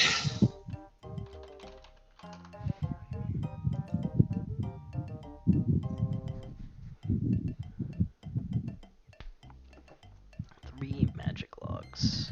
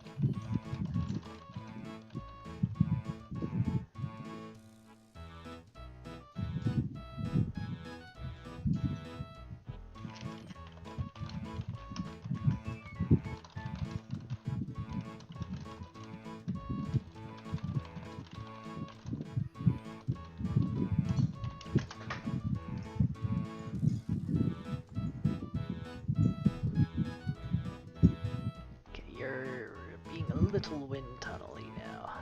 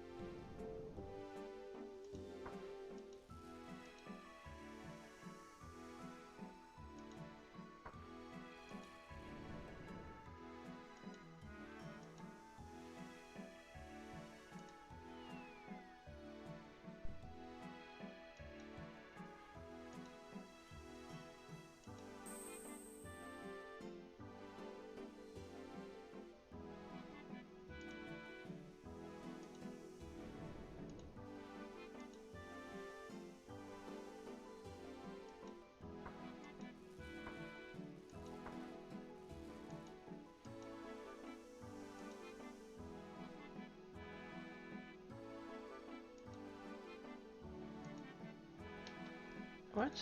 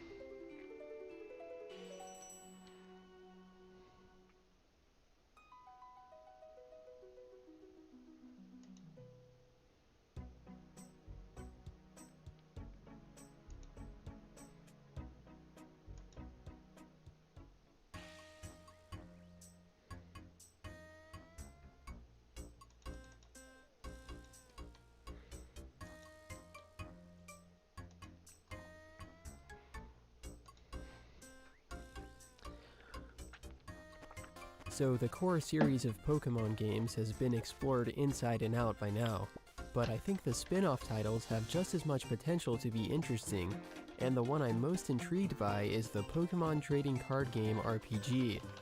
I've already made videos on the game's exclusive cards and my appreciation of the card's pixel art, but this video will look at everything else I can think of. On the surface, it's a simple Game Boy card simulator with a small hub world and story to create a short single-player adventure. But the execution of this is exceptionally fun and charming, and there are lots of small details and mechanics that go mostly overlooked. I love this game and am super excited to talk about it, so let's start from the top. Like the gyms and badges of the main series, Pokemon TCG has 8 clubs themed around the different energy types. Each club has 3 club members, and winning against them in card duels unlocks the Club Master, who gives you a Master Medal when defeated. Get all 8 medals and you can enter the Pokemon Dome, where the game's Elite Four, called the Grand Masters, battle you consecutively for inheritance of the 4 legendary cards. Instead of money, defeated opponents give you 2 10-card booster packs. These, along with the starter deck given to you by Professor or Dr. Mason, make up your card collection, which you build your decks from. That should be enough info to follow along if you haven't played the game, and if you have, I promise there's stuff in here that you've never seen before, so stick around. And maybe subscribe because I'm really close to 10,000, okay thanks. Starting off with unused content, there's a completely different title screen that went unused in both the Japanese and English games. There's both a black and white version and a color version. Unlike the final screens, the energy orbs here are baked into the background and wouldn't rotate around. This still looks super cool though. There's also 2 early versions of the last credits screen. In the start menu, you can reveal a hidden debug option by entering these codes, although selecting it no longer works. So this code will display the actual menu after resetting the game. Selecting Power On does what you'd expect.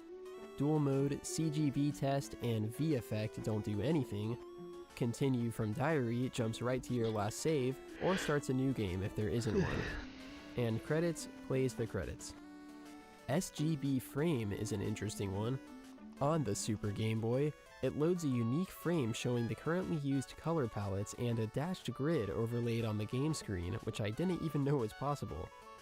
This frame will be replaced if another one is loaded in, like in the hub world, but other debug screens and the credit sequence can still be viewed like this.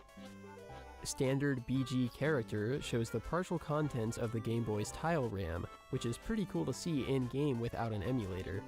If you select this... Okay, let's try this again.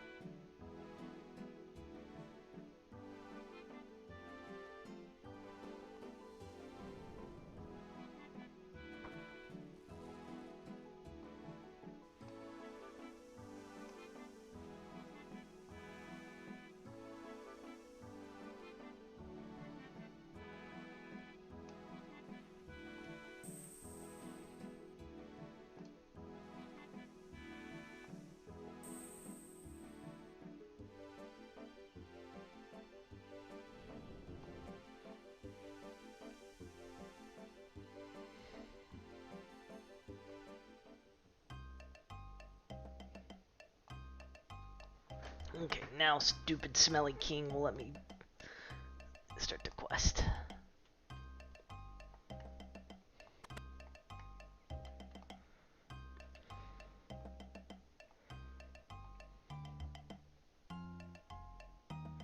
Oh my gosh, Glow escaped. Elf racist. I mean, gnome racist.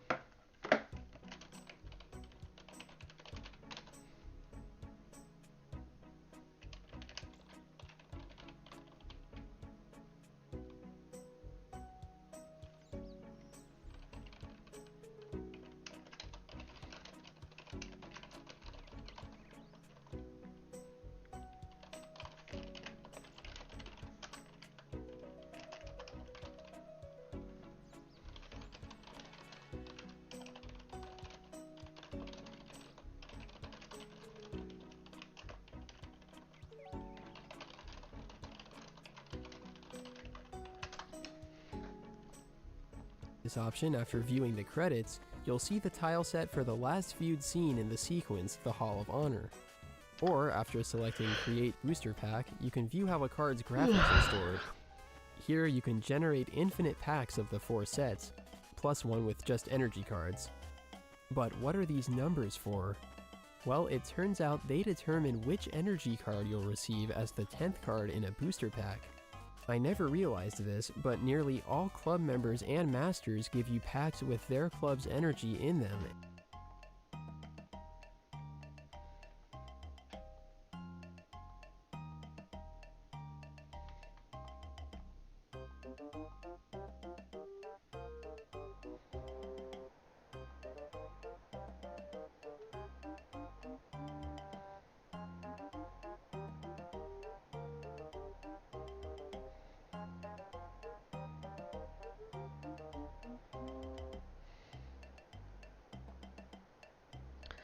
Lemon, grapes, pestle, and mortar. Something else.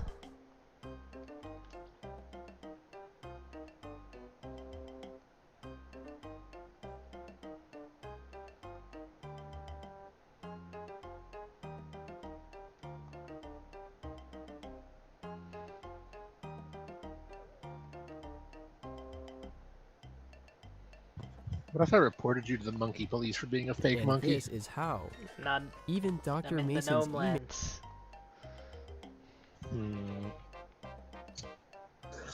Sorry, I'm pretty sure they're willing to extradite you to the monkeys. Maybe, but I'm not there yet.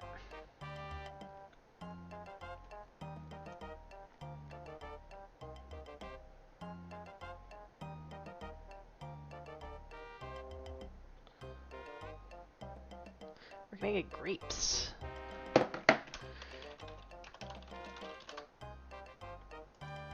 You might. Do I have to?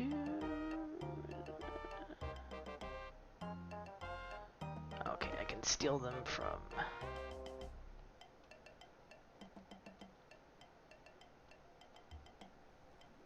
Let's go steal.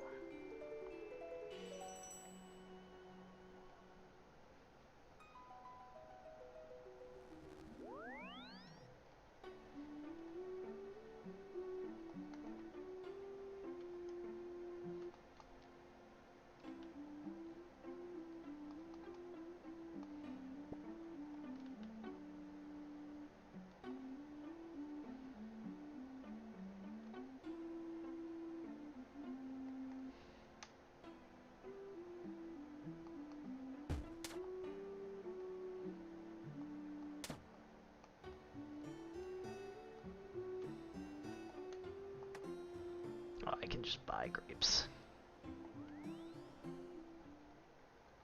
Who knew?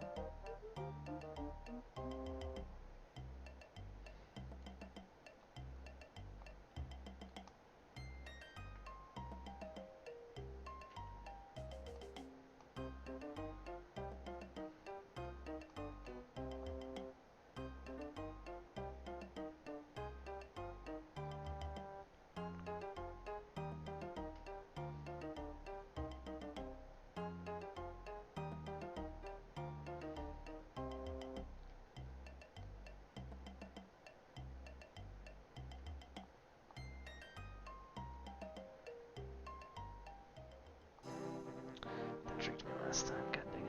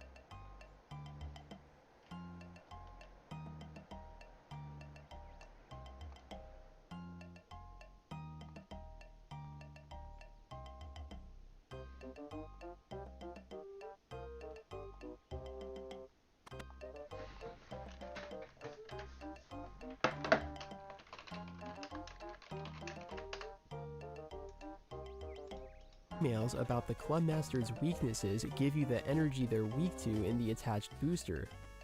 Mystery and Laboratory don't have options for every energy type because not every club awards them, unlike the more common Coliseum and Evolution.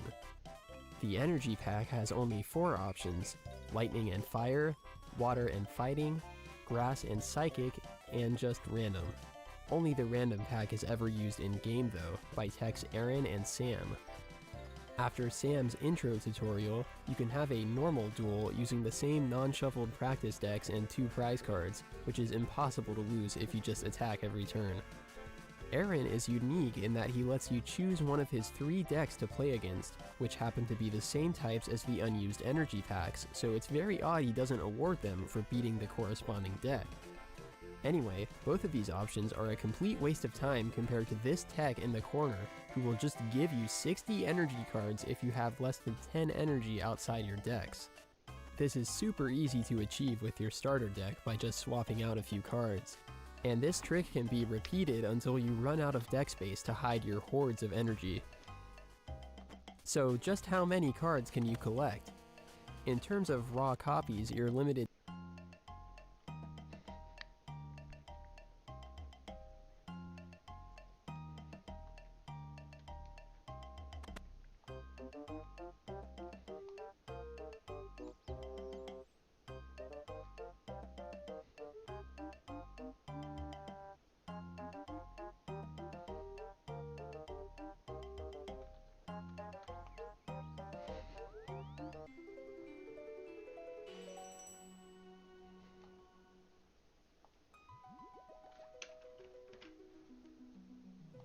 To 99 of each. Multiply that by 228 available cards, and you could own 22,572 in total. But maybe don't try that one. The real goal is to complete your card album, which you can see in several menus. This shows 226 as the total, but doesn't include the 2 phantom cards since they're only obtainable through a feature called Card Pop, which I'll talk about later. If you do acquire them, however, this total will increase accordingly. There's also the PC's Card Album Viewer, which tracks your completion by set, or card file as it's called. Here the phantom cards will appear at the bottom of the promotional file, listed as PXX instead of P19 and 20. Actually, the idea of numbered cards at all is notable, since Japanese cards had no numbers originally. But the game orders these files by type, then Pokédex number, same for the card and deck menus. The types are likely based on the Pokédex order as well, as when you convert the video game types to their equivalent trading card types at the time, you get grass, fire, water, lightning, fighting, and psychic, with colorless placed at the end. Curiously, when Japanese sets did start being numbered during the E series, they used a nearly identical system, just adding darkness and metal, and switching the order of fighting and psychic, which I have no explanation for. The way these in-game sets are constructed is worth mentioning as well. Obviously, these are unique from the actual base jungle and fossil expansions, splitting their contents into 4 new booster packs.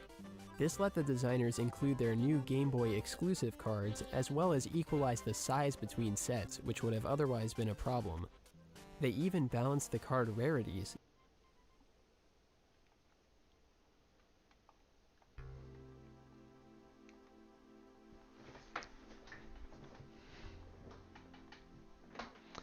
Apatool.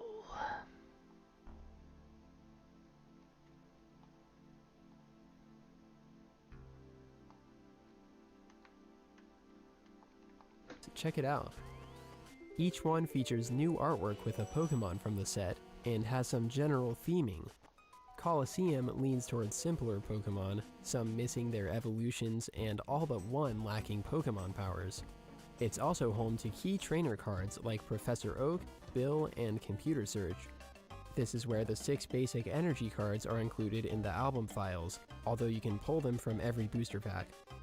Evolution is what it sounds like, almost all multi-stage cards or standalone final evolutions to complete other sets. Mystery features the legendary bird trio, the Dragonite line, the fossil Pokemon, double colorless energy, and Mew. If you're wondering why this Mew isn't a promotional card, it was originally part of the fossil expansion in Japanese, but Wizards of the Coast took it out to use as a Pokemon League promo. Super Energy Retrieval is the opposite case, released first as a Japanese promo card, but wouldn't be brought to English until Neo Genesis. Laboratory contains would-be Poison-type Pokemon, as well as human-influenced Pokemon like Magneton, Mr. Mime, Porygon, and Mewtwo. This is the hardest and least common booster pack to receive from duels, awarded mostly by Club Masters. It also includes the Game Boy Ditto and Electrode cards, which are clearly meant to fill in for base set Electrode and Fossil Ditto's notable absence. Ditto especially is hard enough to rule in person, so trying to code these fringe cases for the Game Boy was likely deemed impractical. Still, they were staples of the base through fossil format, while their replacements are laughable in comparison. Instead of Pokemon powers, Ditto and Electrode get 3 energy attacks with less complicated and worse effects. Oh well. PCs also contain a glossary of common terms and rules, which can also be found in the Duel's check menu. By the way, the term duel as well as arena are specific to this game and were never officially used by Pokemon. Better than match or the active spot, in my opinion. If you connect a Game Boy printer, you can make real copies of your cards, or at least their first page. or print out deck lists you stored in the deck save machine, or produce a giant list of every card you own for some reason.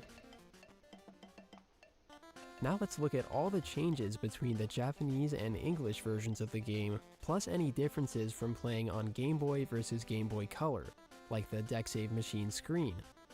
More common objects were altered, like chairs, carpets, most kinds of plants, and of course the world map, which gets a major upgrade. Many of these alternate graphics are placed in the Game Boy Color's extra VRAM bank, which the original lacks. The Pokemon Dome uses the most alternate tiles, making it much more unique from the Game Boy version, which just looks like the Challenge Hall. But usually these changes are more like sacrifices to accommodate the added color. The only difference in menus is the energy type icons, which look pretty cool. But you'll notice something else when playing on a Game Boy. Everything is slower. Menuing, loading new screens, waiting on opponents, even some rooms in the hub world have lag now. And hold on, the Japanese color version has the same problem. Even the English version slows down in two-player modes. What's going on here? Well, another enhancement the Game Boy Color received was a double speed mode, which overclocks the same CPU to run twice as fast, at the cost of less battery life. So obviously the Game Boy version is slower without this. But the original Japanese version also doesn't utilize this feature, even though some places could benefit from it. This was changed internationally, for reasons we'll get into later, but the game still reverts to single speed mode during multiplayer features to keep compatibility with the non-color systems. The English version also altered these graphics of Game Boys.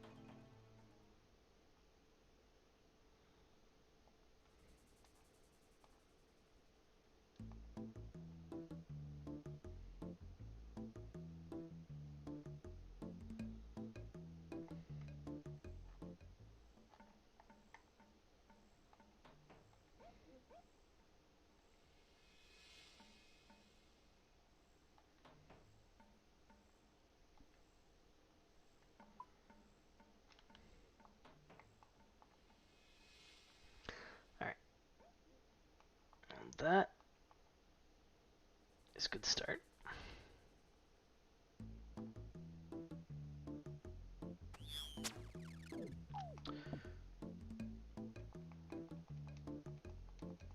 Didn't realize I was still too close. It's fine.